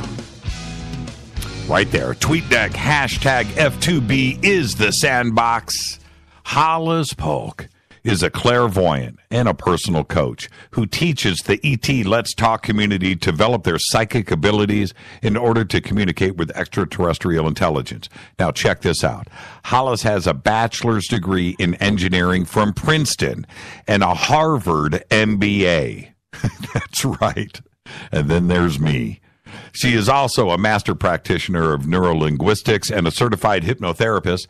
She helps people create lives that they love by blending neurolinguistic and hypnotherapy techniques, decision science and clairvoyance, and the common sense learned in over 30 years of business experience. She is a successful business owner. She teaches classes in intuition development and offers one-on-one personal and professional coaching. I would like to welcome back to Fade to Black, Hollis Polk. You intimidate me, Hollis. You know this, don't you? No, and that's ridiculous. Oh, welcome back. And it was great to hang out with you and break bread and go through those experiences we just did over this last weekend. You two are the very best. What a great experience. And what was it like for you? I just want to get your take on this, to hang out with 150 enlightened individuals on that property. Pretty extraordinary experience, isn't it? It was awesome. Let's start with the land itself. There are 2 ley lines on the property, one of which I could actually see. And so the land itself, and I didn't mention the vortex. So James Gilliland says, there's a vortex, which I didn't, I kind of forgot about that, right? And one night I was looking up in the sky. They had done some chemtrailing above us, and the sky had gotten kind of hazy. And I noticed that as it was clearing, because it was clearing without anything obvious going on, there were these concentric rings of clearing. And then there'd be cloud in between them, and then eventually the cloud just went away. And I mentioned that to James, and he was like, oh yeah, that's the vortex. So let's start off with the land is extraordinary. Then the people you're right, they're all open, they're all enlightened, they're all sensitive. It was great. It was so much fun. And the food. Oh yeah, great food, all organic. Man. All there on time, in quantity. It was great. Yeah. I didn't want to leave. Man, it was just, but you have to leave to maybe put yourself in a little reality check. And then you know what you're looking forward to when you return. And that's, I know that's my little defense mechanism for being so bummed out. But yeah, just an absolutely extraordinary place. Now let's talk about contact and the power of the mind. What I have realized is I've done enough night vision and enough of contact experience now that it is of my opinion that you need to whoop and holler a little bit and be very, very positive. And I know partly because that's me as a personality. I like to do that kind of stuff.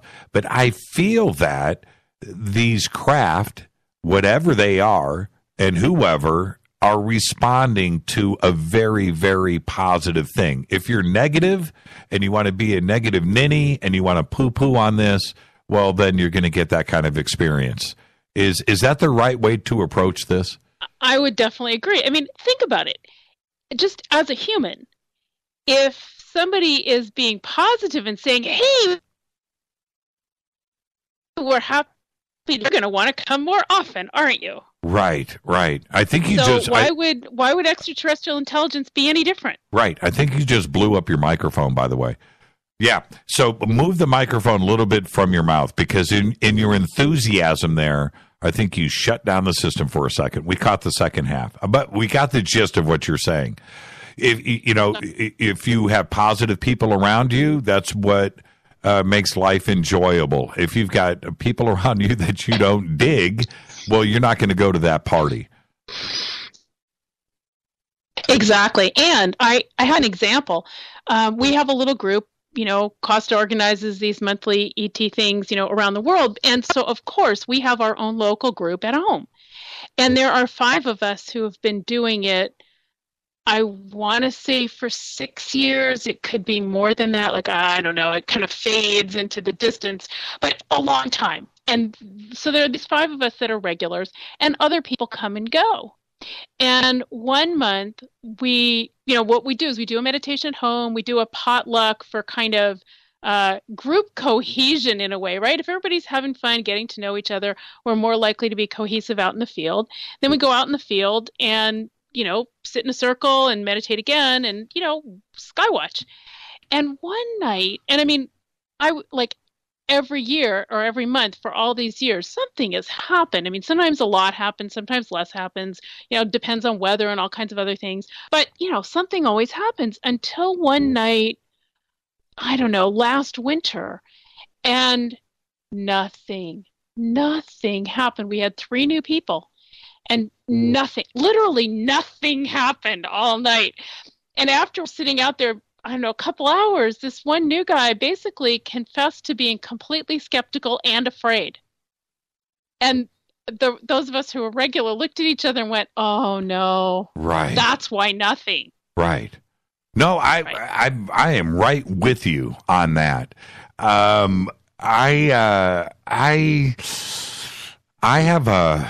have something that I can't help myself with, and I have a loud mouth, and I'm colorful, and I can't control myself, especially in a crowd.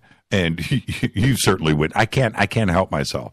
But when I show up at these events with Rita, our positive attitude and the crowd, right? It's just like, okay, church is here. Okay, now stuff is going to, you know what I mean? And I think that really helps. It's not me, but it's me helping them, the audience, that it's what's already inside of them. So if I help them pull that out of themselves, you know what I mean? That's a magnetic atmosphere. Of course. I mean, if you think about it, there is a reason that sports teams have cheerleaders. I'll do that. No, it's really true. I'll tell you a funny story about that. Are you saying that I should wear a cheerleading outfit next time out? Well, it's dark. Okay. You know what? You're right. I can do that. Okay. Anyway, no, many years ago, this is kind of funny. Doing readings was my hobby. And then without going into the whole story, I kind of stumbled into working on the largest 900 number. And so I did, a few thousand readings on that, and turned out I was one of their best psychics, which is how it became a business for me. But one guy who called was a professional football player. And through looking at him, I got to see the effect of the crowd on the ball, basically, on the winds and the ball. And the crowd's intentions absolutely matter. And that's why home games are, more successful for the home team, is because there's more energy pulling for that team. And so if there's more energy, a completely positive crowd, the bigger the crowd, the better contact you're going to have. It goes, and it goes for stage acting. It goes for a band, a band that rehearses by themselves in a room, and they don't sound that good, right? But they go play the gig in front of 300, 400, 500 people or 1,000, and they come, man, we sounded good. Well, right. Yeah. You've got all that energy, all that brain power focused back on you, and you are going to feel that vibe. You're absolutely right with that. I think there's so much to be said about brain power and hive mind. Hive mind. It's a real thing. That is not a joke. And the internet has a lot to do with that too as well, connecting the hive mind. I wanted to ask you, when it comes to communication with ET, a lot of eyewitness accounts of what they are seeing with different beings. No mouths, right? Mm-hmm. They talk about telepathy, and that's how the communication happens. Is that the way? Is that the norm? And for you, being a clairvoyant and communication with ET, is that how this goes down with you? It is. The very first time I had communication with ET, it was absolutely telepathic. I heard in my mind these little beings look at me going, and I couldn't even really see their eyes, but they were translucent white beings, and they looked at me with this great love, and I heard in my mind, "Who are you?" Wow. And yeah, completely in my mind. And I've heard a few other things like that. So yes, that's how it happens. Is there, and I always have the question of language. So does language, when you're doing this telepathically, is there a language barrier, or is that just dissipated because it's telepathic and now you're communicating on another way at another level? So language, right? It's not English. Is it emotion? How does that happen? Well, I hear it in my mind in English, but I'm sure they're sending it in whatever is their normal language.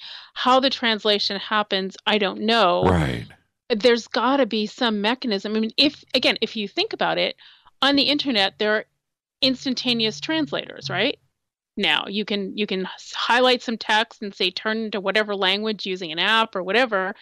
Well, to me, the internet is just a precursor for universal telepathy. And so I'm sure there's some, like what we see on the internet is just a physical manifestation of something that exists on higher planes already. And so really, you don't need, it'll show up in your language no matter what your language is. And are you concerned with how you are answering back? I mean, how do you do that? Do you just think the words? Yes. Well, take me through it. I mean, look, I've the problem that I have with it is twofold. One, I've never done it, so therefore I don't understand the logistics of it. I don't understand. But the other thing is, if you are clairvoyant and you are telepathically communicating with a room full of other clairvoyants or somebody else with the ability of that, then therefore can they read your thoughts? And is because in our 2D world, right, our thoughts are confined in our head, so we're protected there. But are you naked? Right? Are you completely exposed? And is everybody else naked around you? Of course, I'm speaking in metaphor. Maybe not. Right. So, okay, in the real reality, we're all one mind anyway. And it's an illusion that your thoughts stay in your head, because I'll tell you what, when I work with people individually and I ask them to tell me, because, we're doing this all on the phone, I ask them to tell me where, if they have an image or a sound or whatever, I ask them to tell me where they would point to it. And most of the time, it's not in their head. It's in their energy field. It's in their aura. So within, 3 to 5 feet of their body, but all the way around it in, a sphere or an oval or whatever. Right. So your thoughts are not actually in your head. They're in your mind, but I think your aura is your mind. How do you not, okay. Okay, go with me on this, Hollis. Okay. If you have 20 people standing around you, you're at a party, right? And you have 20 people standing around you in a 2D environment. Somebody that is, you know what? I'm just going to use some pop culture vernacular. Somebody that is a dick, right? And they can hide that. Right? They can have a mask up in front of them. But in a 3D world, everybody knows that you are dickish, and you aren't able to have that mask in front of you. Is that a safe environment to be in? Well, not if you're the dick. Right. Right. But here's the thing. Anybody who is reasonably sensitive already knows you're a dick. Right. In this world today. Right. And it's not a telepathic thing. Most people get it energetically, clairsentiently. They're getting it through feelings, although not necessarily feelings in their physical bodies. Anybody who's even reasonably sensitive already knows.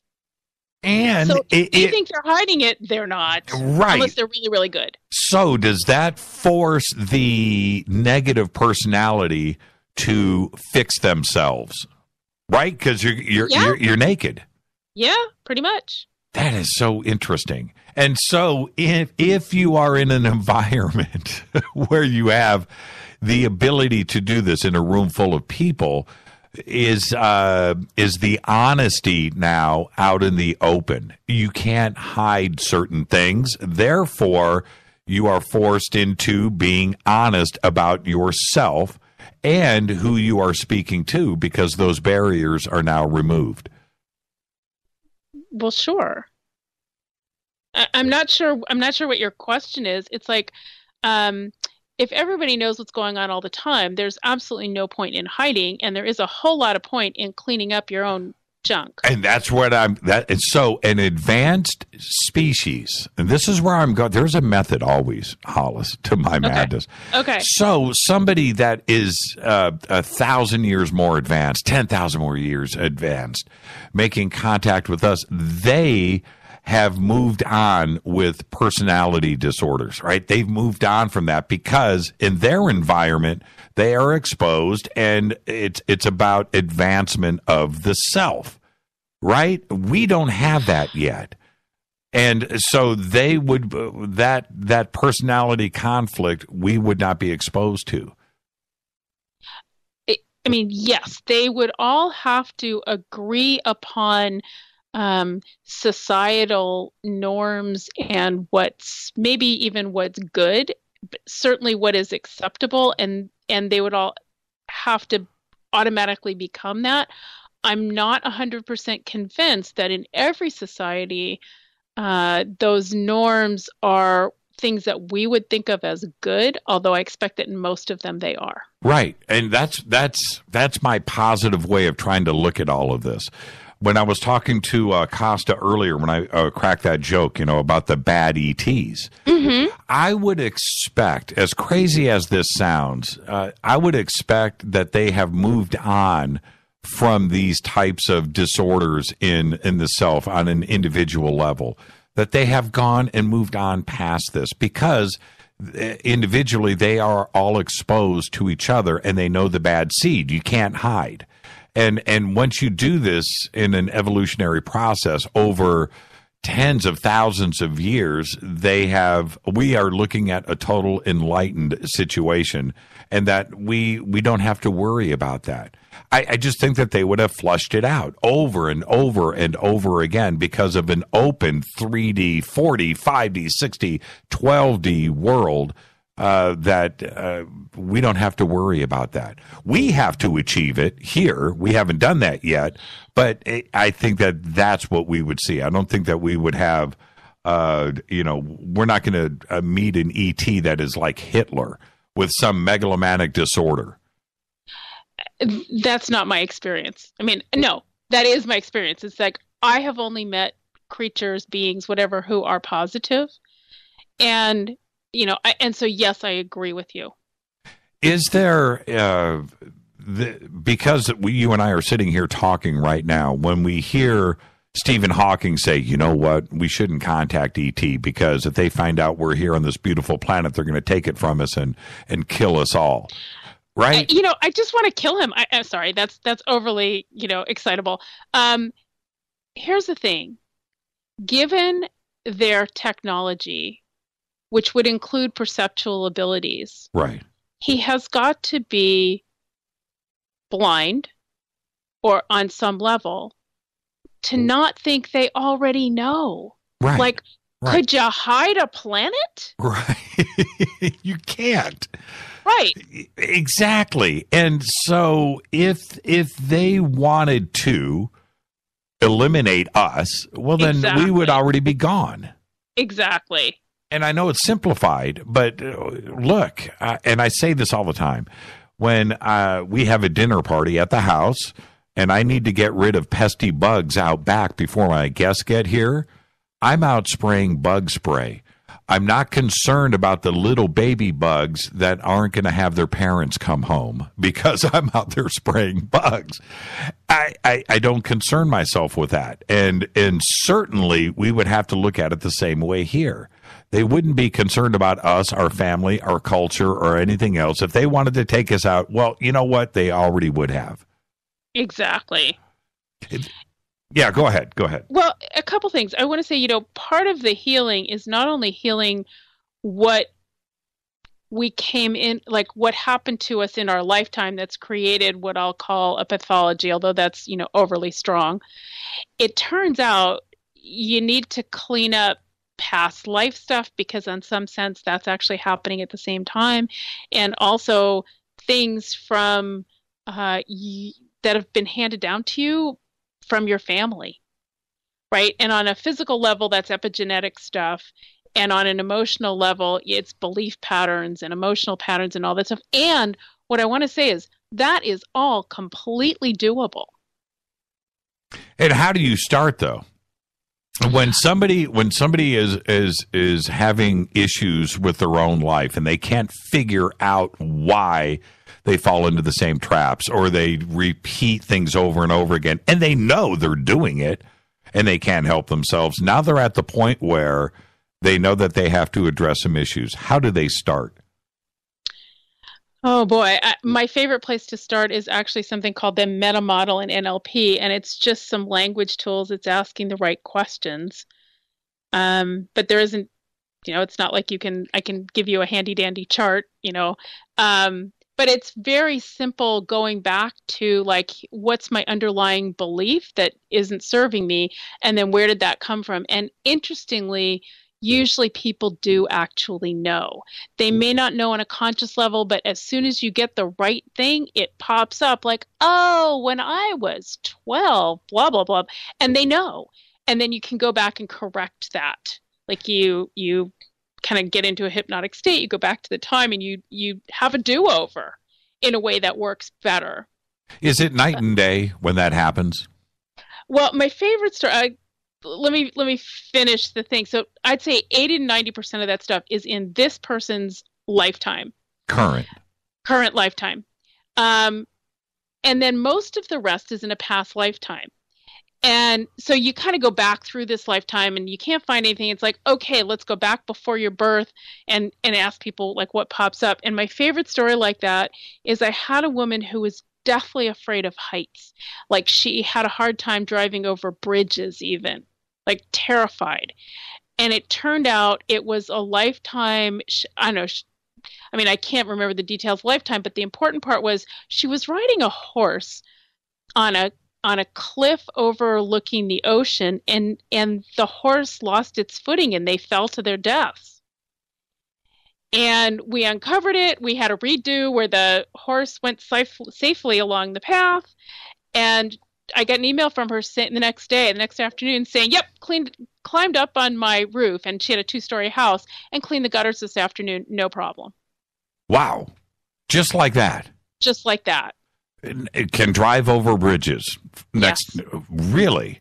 Yeah. I have, we've got 60 seconds before the break, and okay. we'll pick this up on the back half. I used to never have issues with claustrophobic feelings. Never. My entire life. I have done things. I've speedunked. I've caved. Whatever, tight and closed places, hide and seek, all of that. Now, today, if I watch a documentary of some dudes in a cave and some claustrophobic thing, or going into the king's chamber in Egypt at the Great Pyramid, I nearly have to change the channel. I start sweating. I lose my mind. What happened to me? I used to be this free spirit that would do anything. Now I get all clammy and lose my breath, and I like hyperventilate when I just see it on TV. How can I fix that? What happened? Some past life thing, Howard Carter. I don't know. Probably something between when you were okay and when you weren't. Yeah. And I'm wondering now, and I'm serious, if it has something to do with Egypt. I really do. Okay. I mean, we'd have, do you want to do this on the air? Really? I mean, I'm happy to do it. Ooh, the audience right now is like, church, go for it. They all want this. Okay, we'll talk a little bit about this after the break. But okay. something changed, and I can't quite put my finger on it. Our guest, Hollis Polk. And, okay, everybody. I know you're chomping at the bit. We'll see where this goes after the break. I'm your host, Jimmy Church. This is Fade to Black. Stay with us.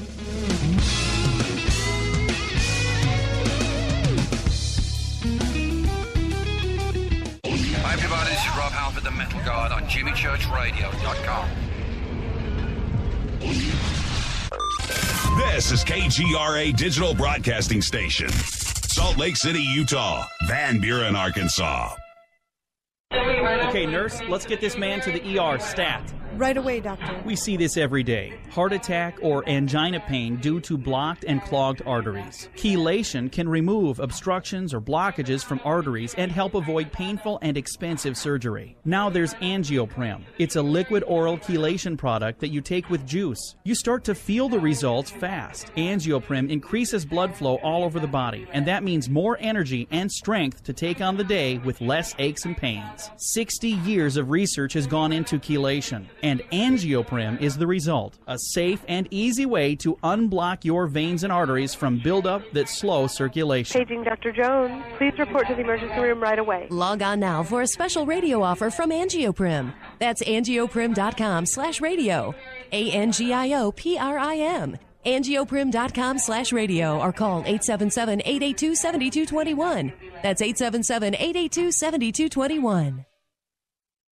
So, you love talk radio? Then you'll love TalkStreamLive.com. TalkStream Live is always on, 24/7 with the best streaming talk shows. Find your favorite talkers and discover some new ones. It's free, readily available online or on any smartphone or tablet. Finding your favorite talk shows all in one place has gotten a whole lot easier. Just go to TalkStreamLive.com. Be sure to download the free apps from Google Play or the iTunes App Store. Your contact for current news and trending topics. KGRAradio.com.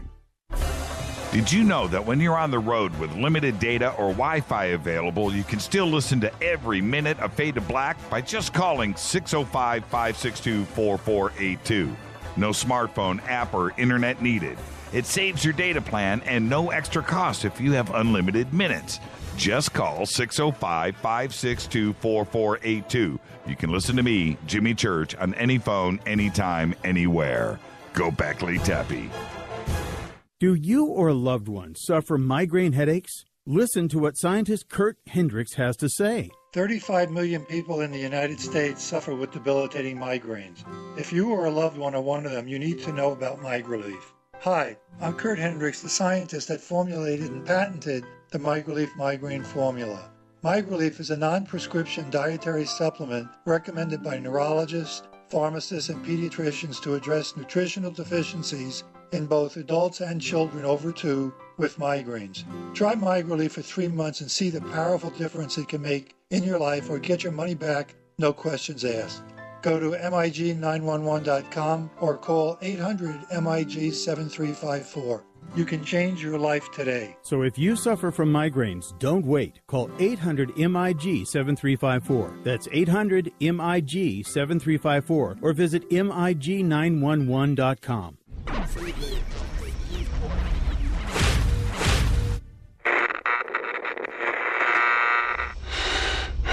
You want to know a secret? I love ponies. I really love ponies. I'm serious. I couldn't stay sane without ponies to brush. Why fade to black? Because you never got that pony, damn it. This is Fade to Black with Jimmy Church on the Game Changer Radio Network and KGRA, the Global Radio Alliance.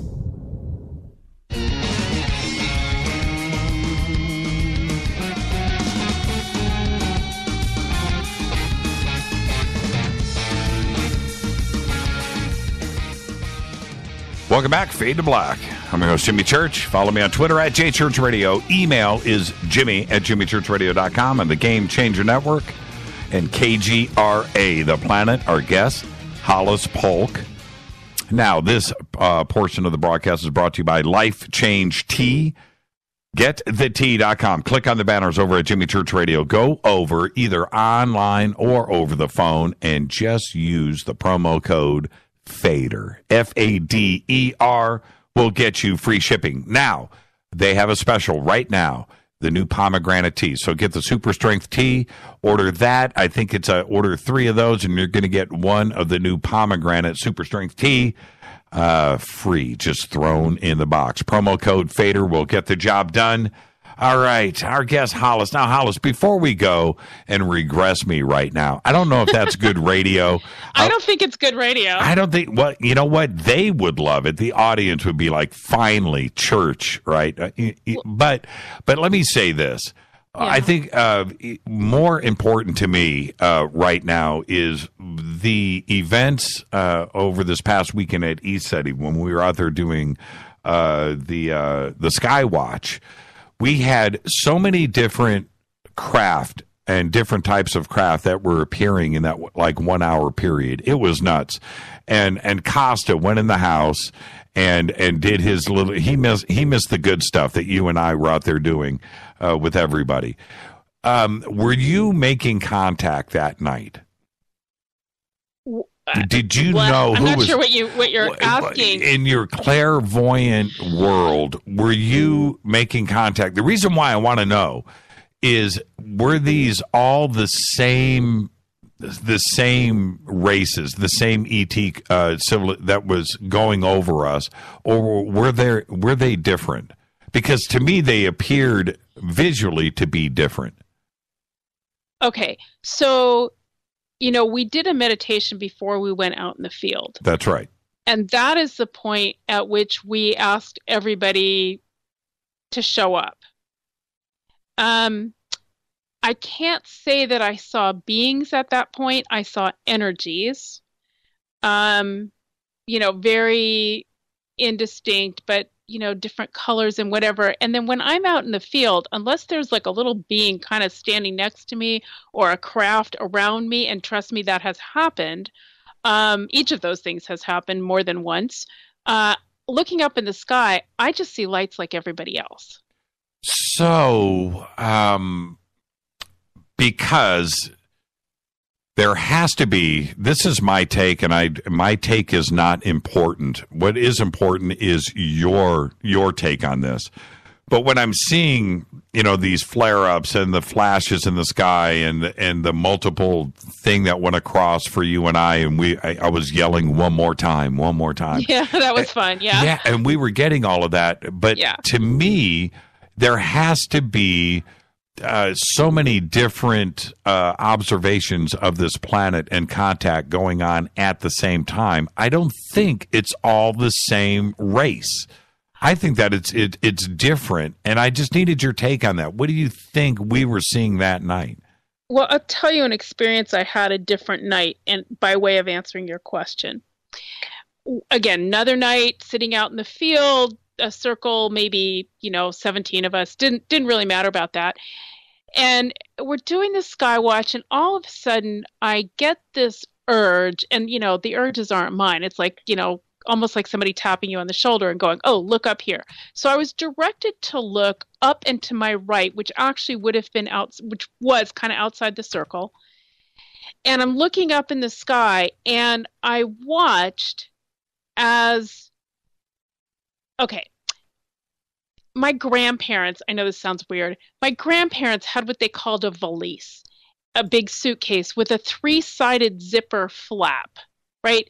It was rectangular, and there was a zipper that went on 3 sides, and when it was completely unzipped, like all 3 sides were unzipped, the front flapped open. And I watched as that happened up in the sky.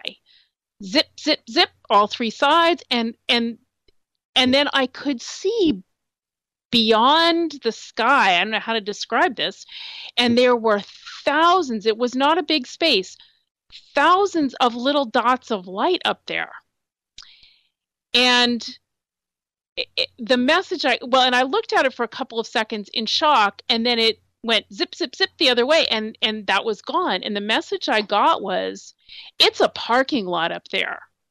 There are more craft, and I assume from more civilizations than probably we could count. Right. But we don't have that perception, but they're there. It has to be that way. Yeah. It has to be. If we right now we were and Kosta and I were just talking about exoplanets. We're out there searching. Just a couple of years ago, everybody remembers when Bill Clinton was on Jimmy Kimmel.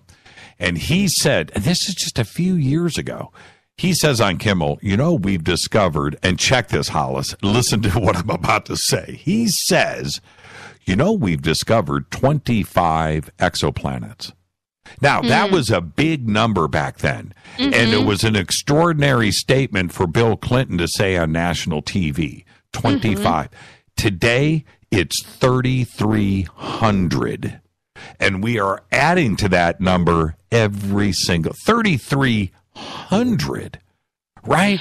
So if that is indeed the case with our little primitive way of discovering our backwards technology that we have today, E.T. is out there flying by us, this beautiful blue, glowing, full of life planet, and they know that we're here. It's just the way that it is, and it's a numbers game. It's a numbers game. It's a numbers game. And actually, I've read, and forgive me because I don't really remember the numbers, but there are how many thousands of galaxies with how many thousands of stars each, and each of those can be assumed to have, I think they were saying 3 planets that might be habitable. And so it turns out there are like billions of potential planets out there that could hold life. Billions. Yeah, if we just look at the Milky Way, the number is that's been thrown around lately, 500 billion in the Milky Way. In the Milky Way. Galaxy. That's one galaxy. And so there is an infinite number. It's finite, but there's no way to calculate this.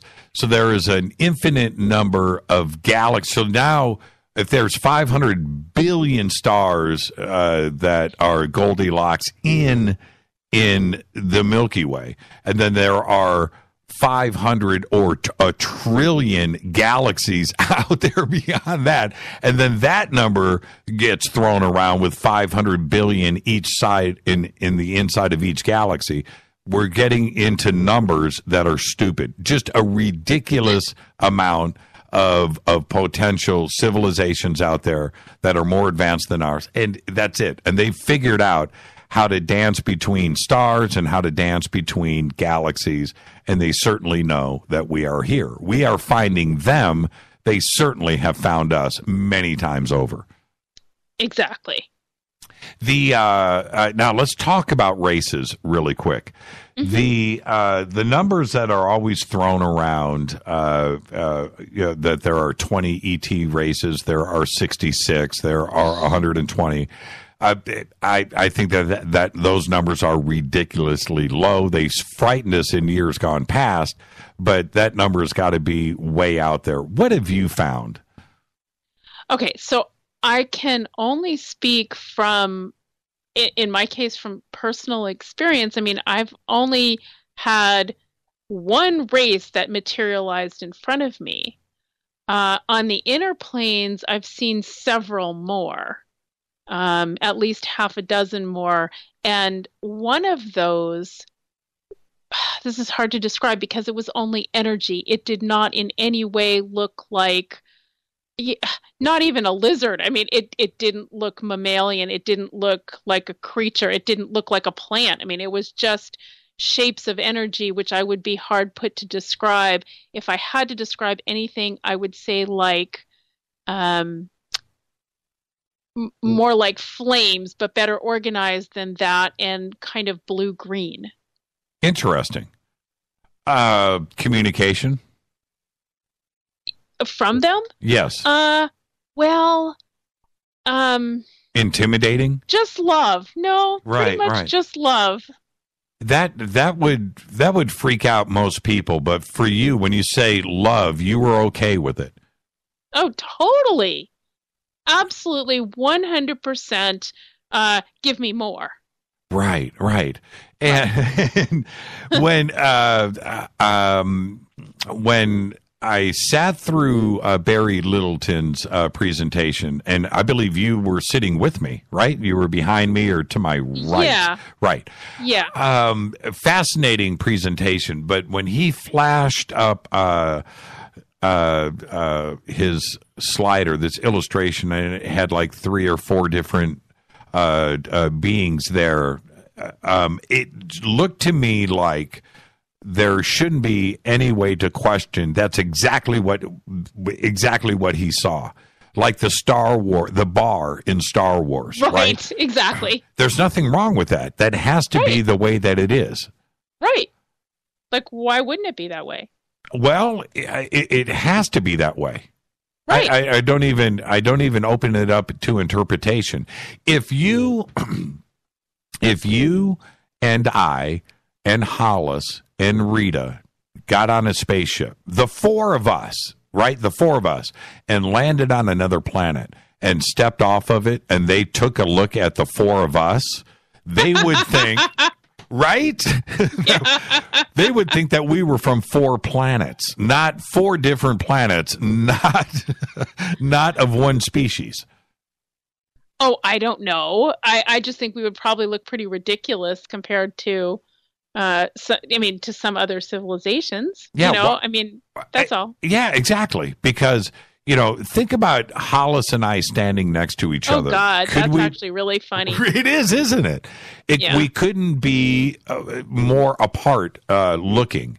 And so, and what if we brought our dogs with us, right? So it would completely blow their minds.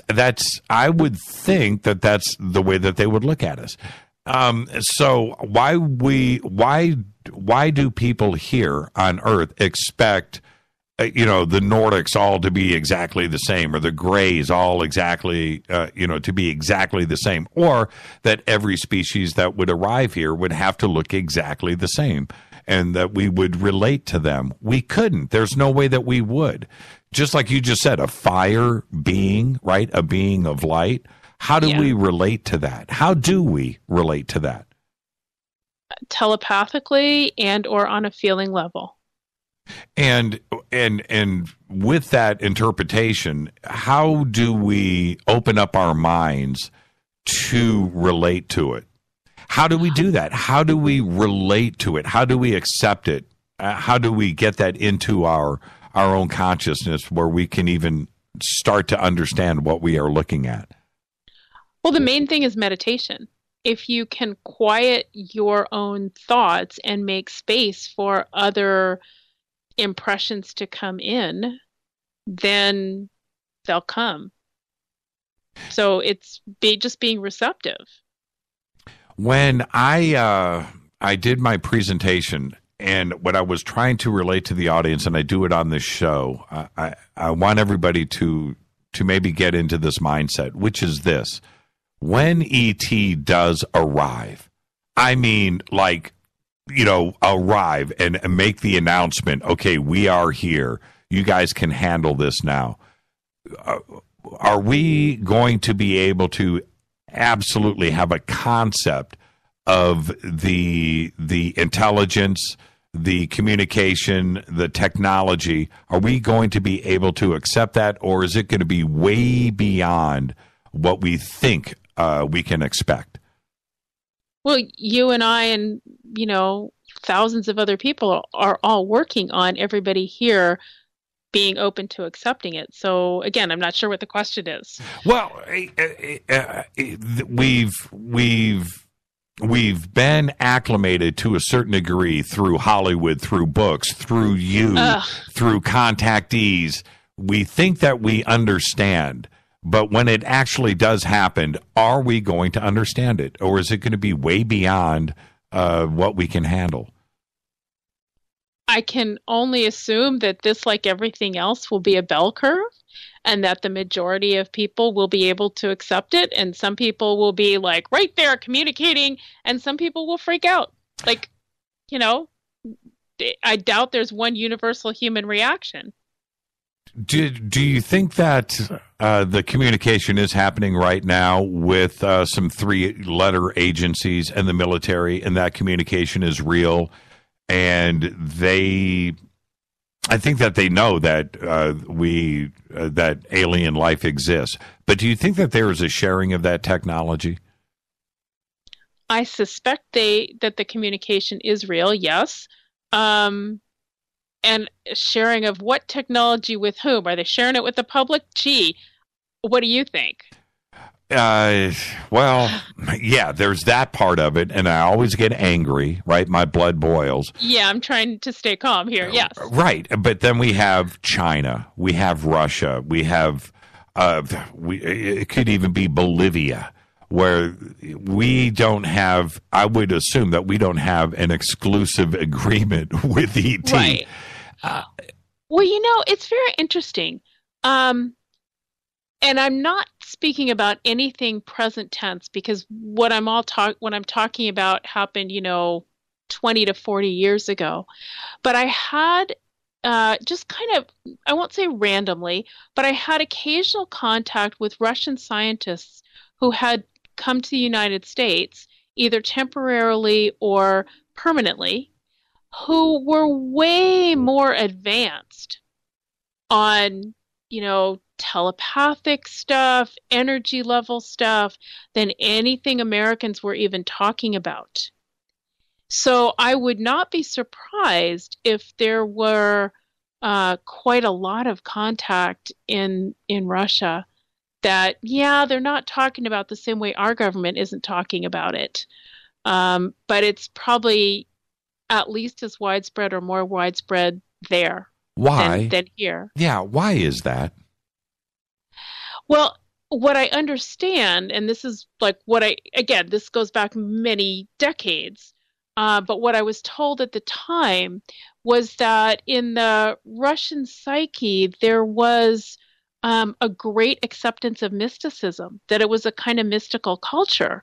And so psychics were just sort of accepted as like, yeah, that's normal. And, you know, mediumship and oh God, moving things with your mind. Telekinesis. Telekinesis, thank you. We're all accepted and documented, and, you know, that was all good. Where here, everybody was doubting it and, you know, like, oh my God, this might be true. And there it was like, yeah, it's true. And here's how we can use it. Right. And so because the culture is that way, does that permeate, does that seep into government and the military all the way through the seats of power in the Soviet Union or China or other countries, where here it's probably completely the opposite? I mean, I would expect that. I don't know. But I mean, you know, culture permeates everything. So why would it not permeate the government? I know, right? And the big question that I have is, I know that the rest of the world is a little bit different when it comes to ET, when it comes to remote viewing or you know, ESP and the supernatural. Yeah. Here in the United States, I think we were on that path, but we went off that path, and now we are completely away from that as a culture. As a whole, we've changed. What made us do that? I don't get it, because my friends around me are totally cool with it, but we are a very small slice of that pie. Here we have completely separated ourselves from that. Well, people fell in love with science. And here's what I want to say is, you know, when I sort of came out of the psychic closet 35 years ago, everybody thought I was I was crazy. I mean, they knew I wasn't crazy. They knew I was still, you know, running a business and carrying on a normal life, but there was this great skepticism. And yeah, that's pretty much gone, because I refuse to shut up. With your friends from Princeton and Harvard, do you still hang out with them today? And are you the crazy person in the room? Yes, I do. Some of them, you know, I mean, you don't hang out with everybody, but, you know, yeah. And I don't think people think I'm crazy. I have a classmate from Princeton who actually I did not know as an undergrad, who has become quite a good friend because he started having contact experiences and he didn't know who to talk to. And a mutual friend classmate said to him, "Hey, you should call Hollis." And so he's become, you know, a really good friend to Kosta and me both. And he's doing contact trainings now in Florida. I mean, he's just started a meetup, and he's had some mind-blowing experiences. So, and he and I, we went to a college reunion, and we went out and we did contact there in Princeton. It wasn't really the best experience with the rock bands going in the background. And I was exhausted and fell asleep on the cold, hard ground, but everybody else saw something. So, yeah. And everybody knows I'm sane, and they also know I've been right about stuff. This question just popped up, and I'm wondering if we should maybe take this past the break and pick it back up. But you had mentioned about a being direct contact standing next to you. What were you referring to at that point? Oh, one night, again, out under the stars with my local group, I had the impression there was somebody standing next to me, and I could, with my hands, because, you can feel energy fields with your hands. I can teach people how to do that, and I do that in classes that I teach during retreats and elsewhere. You can feel stuff with your hands, and I could feel him or her. I don't really know. I mean, all I could feel was like a shape, but you could feel there was an energy there that it was vertical and it had a shape. So like it wasn't, all there was a flat ground. So it was not that. And I had everybody one by one come over and feel this being, and everybody could feel it. So there was somebody there. Who it was, I don't know, but there was somebody there. Wait. Okay, let's back up here. When you say that you had everybody come over and feel this being, what do you mean? With their hands. No, with their hands. You could feel the energy field of the being with your hands, and everybody could do it. This, was that power of suggestion? I mean, No. I mean, no, because really? I didn't tell him where to go. I said, like it was to my right. I was like, well, just go right over here. And, and I kind of showed him how to do it because we had never done the training in my house. And so, I kind of showed him, like, just feel here. And when you feel, it feels like static electricity. Some people feel it that way. Some people feel it as heat. Some people will feel a tingle, and, you kind of start with your hands far out and you bring them in, and everybody got to a place where they could feel this being, and they weren't feeling their own hands, trust me, because their hands were way too far apart for that. How tall? I mean, 4 feet, yeah. Maybe, 3 or 4 feet. So I'm imagining everybody, was the being okay with that? Well, it right? didn't leave. What's that? If it didn't leave. Right. Oh, man, that is crazy. Were you, okay, was there communication going on? We got about 60 seconds. We are going to pick this up after the break. Was there communication going on? Was there a vibe? Honestly, I don't remember. So it couldn't have been anything significant. And you know why I'm asking? Because if they were okay with it, I'm talking about the being, well, the people there too as well, coming over and feeling it, there must have been, I can only imagine, the being like raising up his arms and going, okay, and maybe spinning around a little bit. You like that? Check out my tush, and you laugh. I'm just, that had to have been the way it was going down. Well, it kind of makes me think of, Kosta told the story earlier about, somebody entering his friend Gloria, who actually eventually became a friend of mine too. She's awesome. Kind of like that. She said, "That's okay. You can come in." Well, nobody was going into this being, but clearly it had tacitly agreed. Like, I mean, obviously it knew I was saying, like, it knew I felt it. Right. And it didn't go anywhere. And it had to have known. I was like, hey, come check this out. Like, let's do this one at a time, right? We don't want to scare this being. Let's do this one at a time, take turns. Whoever wants to come next, come next. And it was okay with it. We weren't entering it. We were just like, oh, look, there's something here. You can feel it. There's, Wow, man. I wish I was there for that. That's totally cool. Okay, let's pick this whole thing up after the break, Hollis. Just stay right there. Sure. Our guest tonight, Hollis Polk. I don't know if Hollis knows the story about the little dude in my room. Yeah, maybe we'll ask Hollis about that when we come back. This is Fade to Black. I'm your host, Jimmy Church. Our guest tonight, Hollis Polk. You missed Kosta Makris. He was here earlier, but you'll have to catch that on the replay. This is Fade to Black. We'll be right back.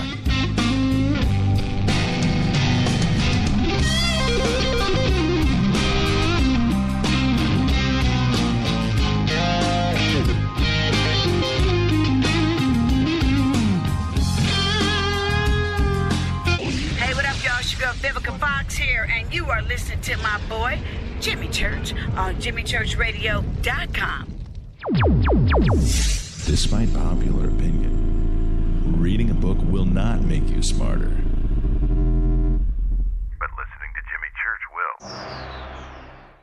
So you went to dinner last night, you had your favorite pasta. Ugh. Or maybe you had a heavy, spicy meal and it left you. Ugh. GetTheT.com. Maybe you mowed down a huge steak and your plumbing is all plugged. Ugh. GetTheT.com. Our super strength tea will take care of your occasional. Ugh. It's all organic and non-GMO. Get rid of ugh. We have so many great supplements, but our super tea is number one. GetTheT.com. That's GetTheT.com. So, you love talk radio? Then you'll love TalkStreamLive.com. TalkStream Live is always on, 24/7 with the best streaming talk shows. Find your favorite talkers and discover some new ones. It's free, readily available online or on mobile with any smartphone or tablet. Finding your favorite talk shows all in one place has gotten a whole lot easier. Just go to TalkStreamLive.com. Be sure to download the free apps from Google Play or the iTunes App Store. When you take the beans from Central America with dashes of Indonesian and African mixed in and then roasted to the dark side of Fade to Black, you create the ultimate brew of fringe. Introducing the Fade to Black blend from River Moon Coffee. Yes, River Moon's darkest customized roast was created for the love of Fade to Black.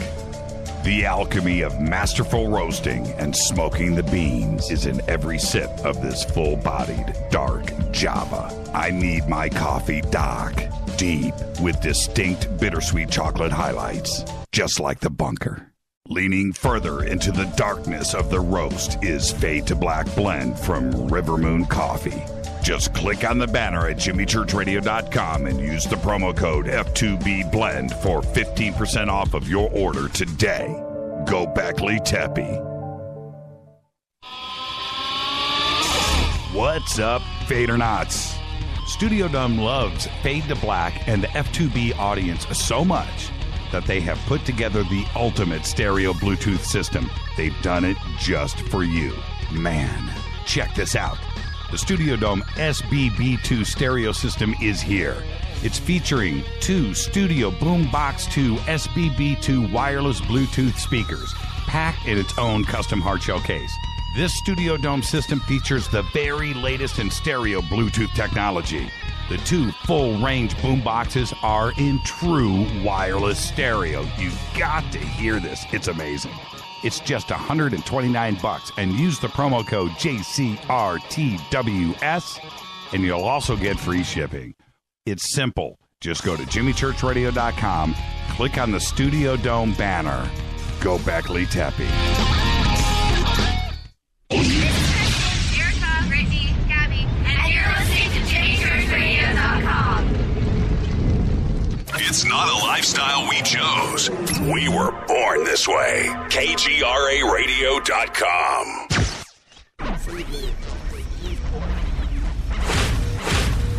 This is KJCR at JimmyChurchRadio.com.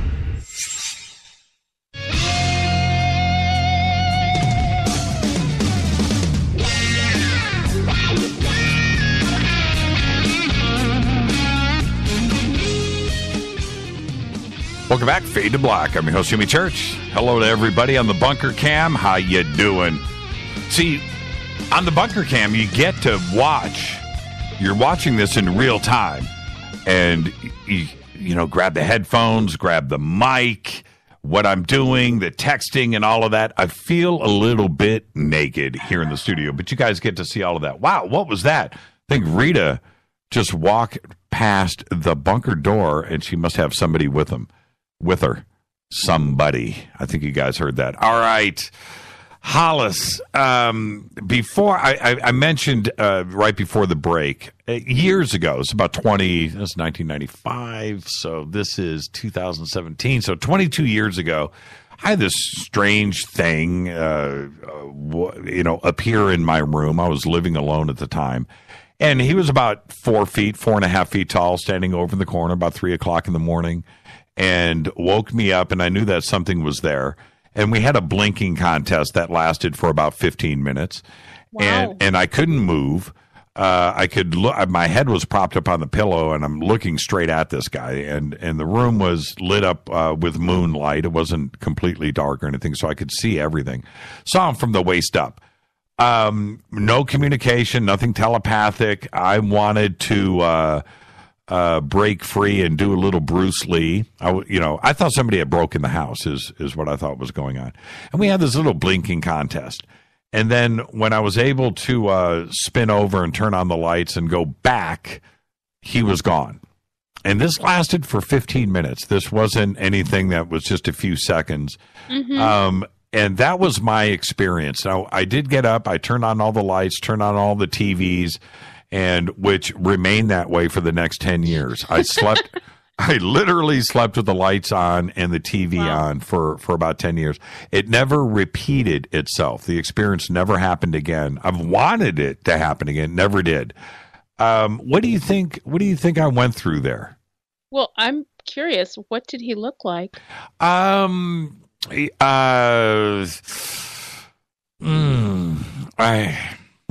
I want to keep some of that private because I listen to other people with their experiences, and I don't want, you know what I mean? I don't want it to be repeated. But I'll say this. Thin, about 4.5 feet tall. I know how tall he was because I had a speaker on a stand that was there that he was standing next to, and I know that came up to the middle part of my chest. Maybe a little bit taller than that. But very thin, probably less than a foot wide. Wow. You know what I mean? Uh-huh. Before I get into what the eyes looked like and all of that, I couldn't make out a whole lot of features, but definitely, a pretty decent set of eyes that were blinking. And there you go. I almost felt like there may have been, I've never said this before publicly, but there may have been a hat. There may have been a hat. Okay, what kind, I'm not going to go into. I don't want to pollute other people's stories when they come back to me. But there you go. There were clothes. Okay, he wasn't naked. Okay, so but it was not at all human looking? I don't think so. I really don't. And I have, with my own memory, going back and look, this stayed in the front of me for years. I mean, it was a very frightening thing for me to go through. But I feel that it vaporized. I do. I think it happened too quick for him to leave the room. I thought I thought I was going to be able to turn on the light, and then, like I said, I was angry that this lasted for so long. But I spun around and he was gone. I went over and checked things. There was a sliding glass door there, and that didn't move. The curtains, the blinds that were in front of the sliding glass door, it hadn't moved. Again, I'm exposing myself a little bit more than I have in the past, but that's the way that it went down. I did imagine, and I looked outside. I was expecting to see like some craft. This was in Sherman Oaks, so we're talking about a very a populated area. This is Los Angeles, so there you go. Okay, and I'm assuming bipedal, though you say it can't see it from the waist down. So presumably it had a head and neck, arms, and a torso? Yep. All of that. All right. So, I mean, I'm not, reading anything particularly, but we know these beings can materialize and dematerialize. Yeah. My next question is, you say you were immobilized. Right. Okay, this is going to sound funny, but were you immobilized because you were afraid, or were you afraid because you were immobilized, or were they separate? I don't know. Okay. And that's I didn't move. Mm-hmm. Right? I didn't move, although I wanted to. I don't know what it's like to be paralyzed, with some kind of crazy neck injury or something where, you want to move, but you just can't. It felt, I didn't move, and I don't know why. I don't know why that I didn't. I don't know. I know that after about 15 minutes, my right finger moved and I went, holy crap. And the second I did that, I spun over and turned on the lamp, and I went to the left for some reason. I turned on the lamp to the left. I could have turned on the lamp to the right, and I would have seen him disappear, right? But I didn't. I turned to the left, and when I came back, he was gone. So that's how it went down. I have no idea. It was real, though. That's the other thing. It was real. Of course it was. I mean, I'm sure other people would doubt you, but I can't possibly doubt you. I've heard way too many stories like that. Mm-hmm. Yeah. So, no, you're not making it up. I mean, you know that, but, just because human technology and capabilities are what they are doesn't mean that other civilizations don't have way more superior ones, doesn't mean they can't come in and out. Doesn't mean they can't maybe give you the idea that you're immobilized, even if you're not actually, or whatever. Yeah, and I'm asking you this for the audience too, as well, because as soon as I shared this experience, the phones never stopped, right? And I wasn't alone out there. And so when the audience hears your response to me right now, they need to know and try to find their own answers too for their own experiences that may be similar. Exactly. Exactly. I have a question for you that just came in. Please ask the best equipment to bring on a CE5 monthly event. What should somebody bring? Oh, what I wouldn't give for a pair of Generation 3 night vision, binoculars. Right. They're fairly expensive, but oh my God. And I'll tell you something that happened up at ECETI. We got there a day early. They got us the tickets. We got there a day early. And so we went out, for a sky watch before anybody else was there. And there were just, I don't know, maybe half a dozen of us, 8 of us. And we were, we're looking at Mount Adams, the way you sit there in the field, you're kind of looking out across a huge field at Mount Adams, which is 12 or 13 miles away. And way up above the tree line, in the middle of the mountain, right to left, there was this really bright light. And I mean, I could see it. It was a pinpoint of, not even a pinpoint, it's bigger than a pinpoint of light with my naked eyes. And it didn't move for half an hour, which James said they had tried with different kinds of lanterns up at that, on the mountain, whatever, and you can't see them from the ECETI ranch. Right.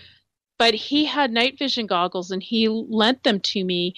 And in the night vision goggles, that pinpoint of light was a donut of white light. Wow. Yeah. That isn't really possible with our known technology. Right. Yeah. A donut. It had a black hole in the middle of it. It was a white, like an O shape, and it was black in the middle. Which is impossible. Yeah, it would have to be lit up in the middle, no matter what. Right. Wow, right. That's fascinating. I wanted to ask you, I have a couple other questions. Should people use laser pointers at CE5 events? Absolutely not. They're illegal. Okay. And okay, I'll let these other two questions go. There are, however, I got to say, there are LED light flashlights that, and I don't have one yet. We're going to get one. You can shape the light so it makes a pretty good pointer, and they're completely legal. Oh, okay. Yeah. Okay, so in case you accidentally flash an aircraft is the whole point here. Right. On Thursday night, I saw with my naked eye, a giant gray orb come out of the trees at the backside of the field there. Did you see that?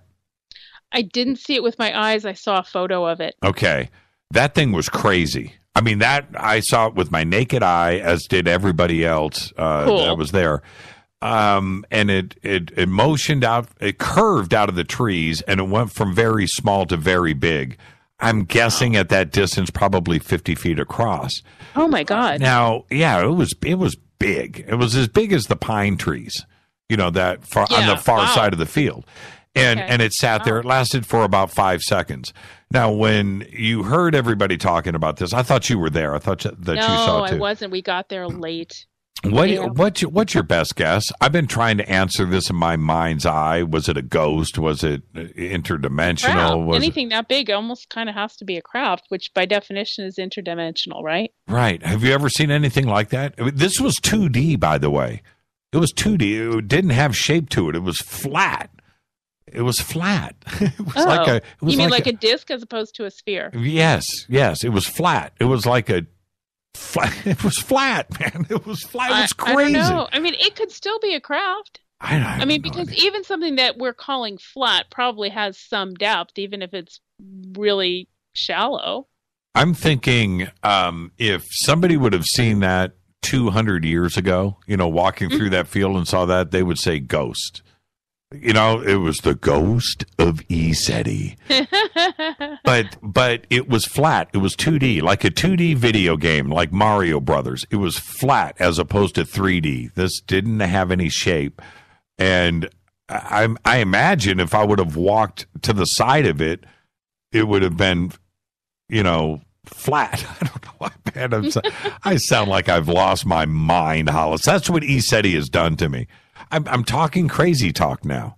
No, it's not crazy. These are your perceptions. And since you shared them with quite a number of other people, you're not crazy. No, I knew I wasn't crazy when the lady in back of me, after this disappeared, because it disappeared, right? She goes, "Is anybody watching this gray orb out there?" And I was like, holy crap, it's real. Which, you know what? Maybe she shouldn't have said it, because I would have just went, it's something in my eye. Okay, whatever. That was kind of neat. But when she said it, that's when I knew that it was real. And I don't know, man. I don't know. And you're saying craft. What I want to say is that's why we go out in groups, is because you get validation from the people around you. And the other thing I want to say is just because nobody validates you doesn't mean you're wrong. What do you mean? Okay, now you can have something happen, like I was telling you about the sky opening, like unzipping and then zipping up again.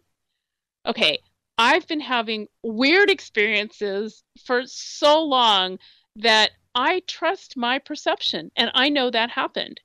And interestingly, about, 5 years later, another member of our group had the same experience, although in a different location. I mean, literally, she was, 30 miles down the coast, but camped out at night, whatever. And she had the same experience of the sky unzipping, and then rezipping. So, which is nice validation, but it was many years. And I believe my own experience because I've had way too much experience with having an experience and later having it validated. So if you don't trust yourself, that's fine. But acknowledge that you had the experience. Maybe keep a notebook. Write this stuff down. And later on, most likely you will get validated. Like, trust your senses. They're real. And not just your physical senses, but your clairsenses, right? Clairvoyance, clairaudience, clairsentience, all of that. The stuff that happens on the subtle levels. that's right too, only you have to learn how to kind of interpret your own. The Chinese yesterday, when they made the announcement of the particle, right, that they teleported into space. Way cool. Yeah, totally cool. Is this part of the door getting cracked, for the rest of the world, that there is something going on out here when we're talking about, ESP or telekinesis or, interdimensional, or all of the things, because of one thing tumbles in science, everything is on the table now, right? In our world. What do you think about that? Do you think that this is starting to introduce to the world that there is another thing to understand? I would hope that science would get it. And what I will tell you is there have been experiments for several years. I don't really know when these happened, but I know it's at least a few years ago, about a sealed vial of water being put next to another sealed vial of water that had DNA in it, and DNA spontaneously showing up in the 100% pure water. Wow. I think I remember that. Yeah. So if that's dismissed, there's no reason that people won't also dismiss the fact that we can move a particle out into space. Right. So it's going to take, there will at some point be enough of these experiments and enough people convinced, it's one of those things, it's a cultural shift.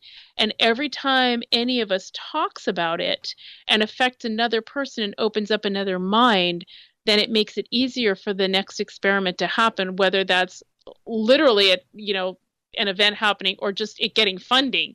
You know what I mean? It's a chicken or the egg problem. I want to thank you. Just an amazing conversation. I knew it was going to be like this, but I want to thank you. Just absolutely great to hang out with you, and a great conversation tonight. And for everybody out there, what is the best way to get a hold of you? Call me. It's a really, call me. It's a toll-free number, 888-4-HOLLIS, 888-4-HOLLIS, which is the easiest way. I want to say I'm not answering the phone after this. I'm going to bed, but you're welcome to call and just leave a message. Or 888-446-5547. That also, by the way, is my website, 888-4-hollis.com. You can find me there.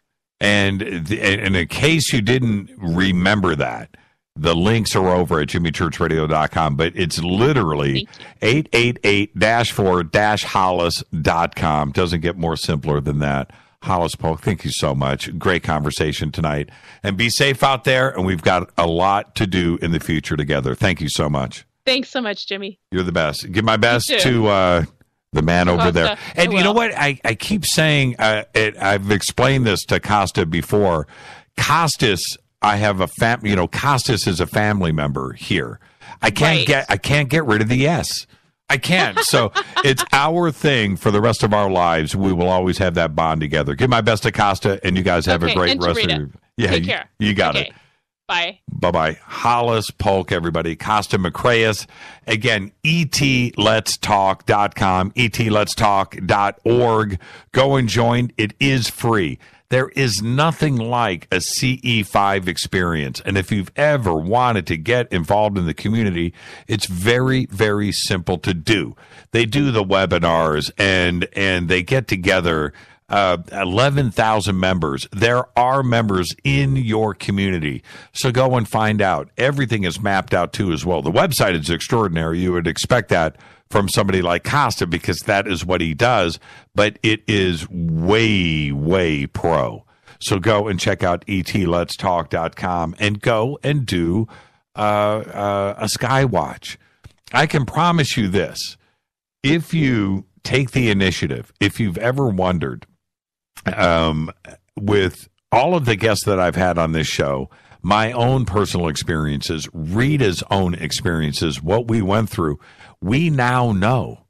We know there is something right now in the skies above your home. Right now.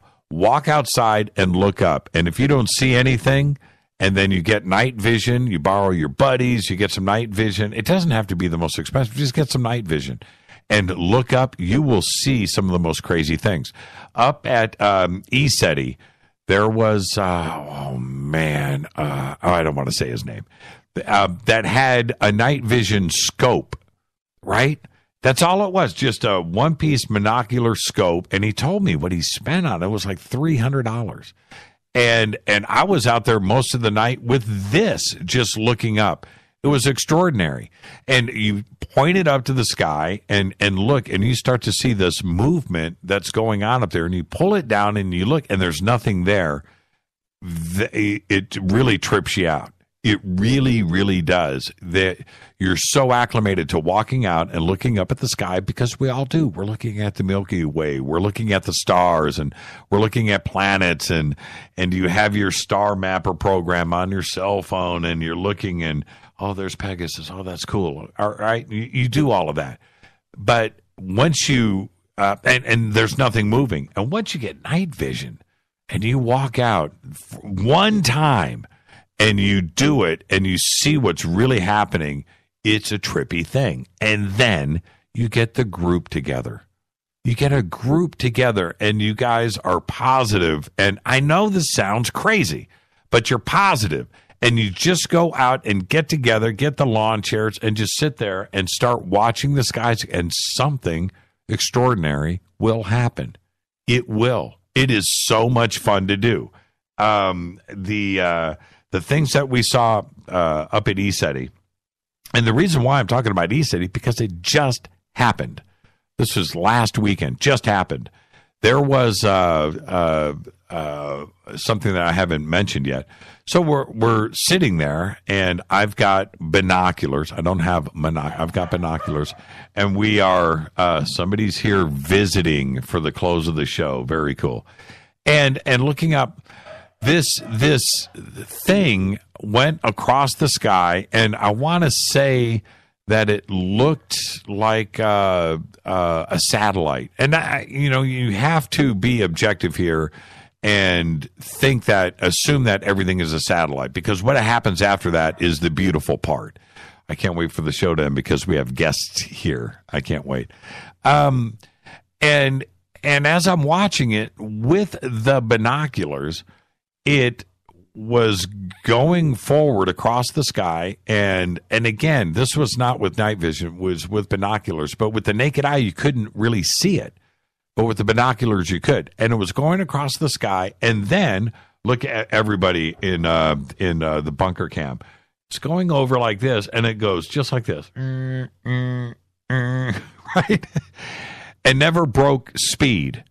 It went down, made a right-hand turn, and then, not right-hand turn, a zag, and went, and just kept going in the sky. Now, at that speed, at that trajectory, it's not anything normal. It's not a satellite. Now, this is where I'm going with this. It's going on like that all the time above you. So go join ET Let's Talk. Get registered. Go and do it, and go hang out.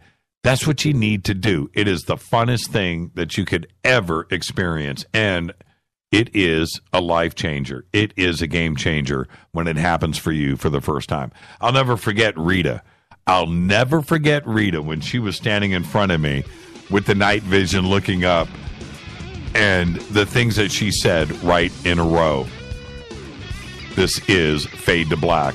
Thank you, Kosta Makris, Hollis Polk. Great conversation tonight. Amazing. This is Fade to Black, and Fade to Black's executive producer is Rita Kamarian. Show is produced by Hilton J. Paul, Mark D. Kovar, LJ3, Renee, Jonas. Thank you, Dennis. Thank you, Bob. Announcers are Steve Harder, Gene Vito, and Mark D. Kovar. Fady Badale, Webmaster Drew the Geek, music Doug Aldrich, intro Spaceboy, spaceboymusic.com. Fade to Black is produced by KJCR for the Game Changer Network, and syndication is KGRA, The Planet. This broadcast is owned and copyrighted 2017 by Fade to Black and the Game Changer Network. It cannot be rebroadcast, downloaded, copied, or used anywhere in the known universe without written permission from Fade to Black or the Game Changer Network. I'm your host, Jimmy Church. Tomorrow night, Fader Night. with John Rappaport and his No More Fake Newsroom Live, followed by Open Lines. Until then, everybody be safe. Go Beckley Tappy.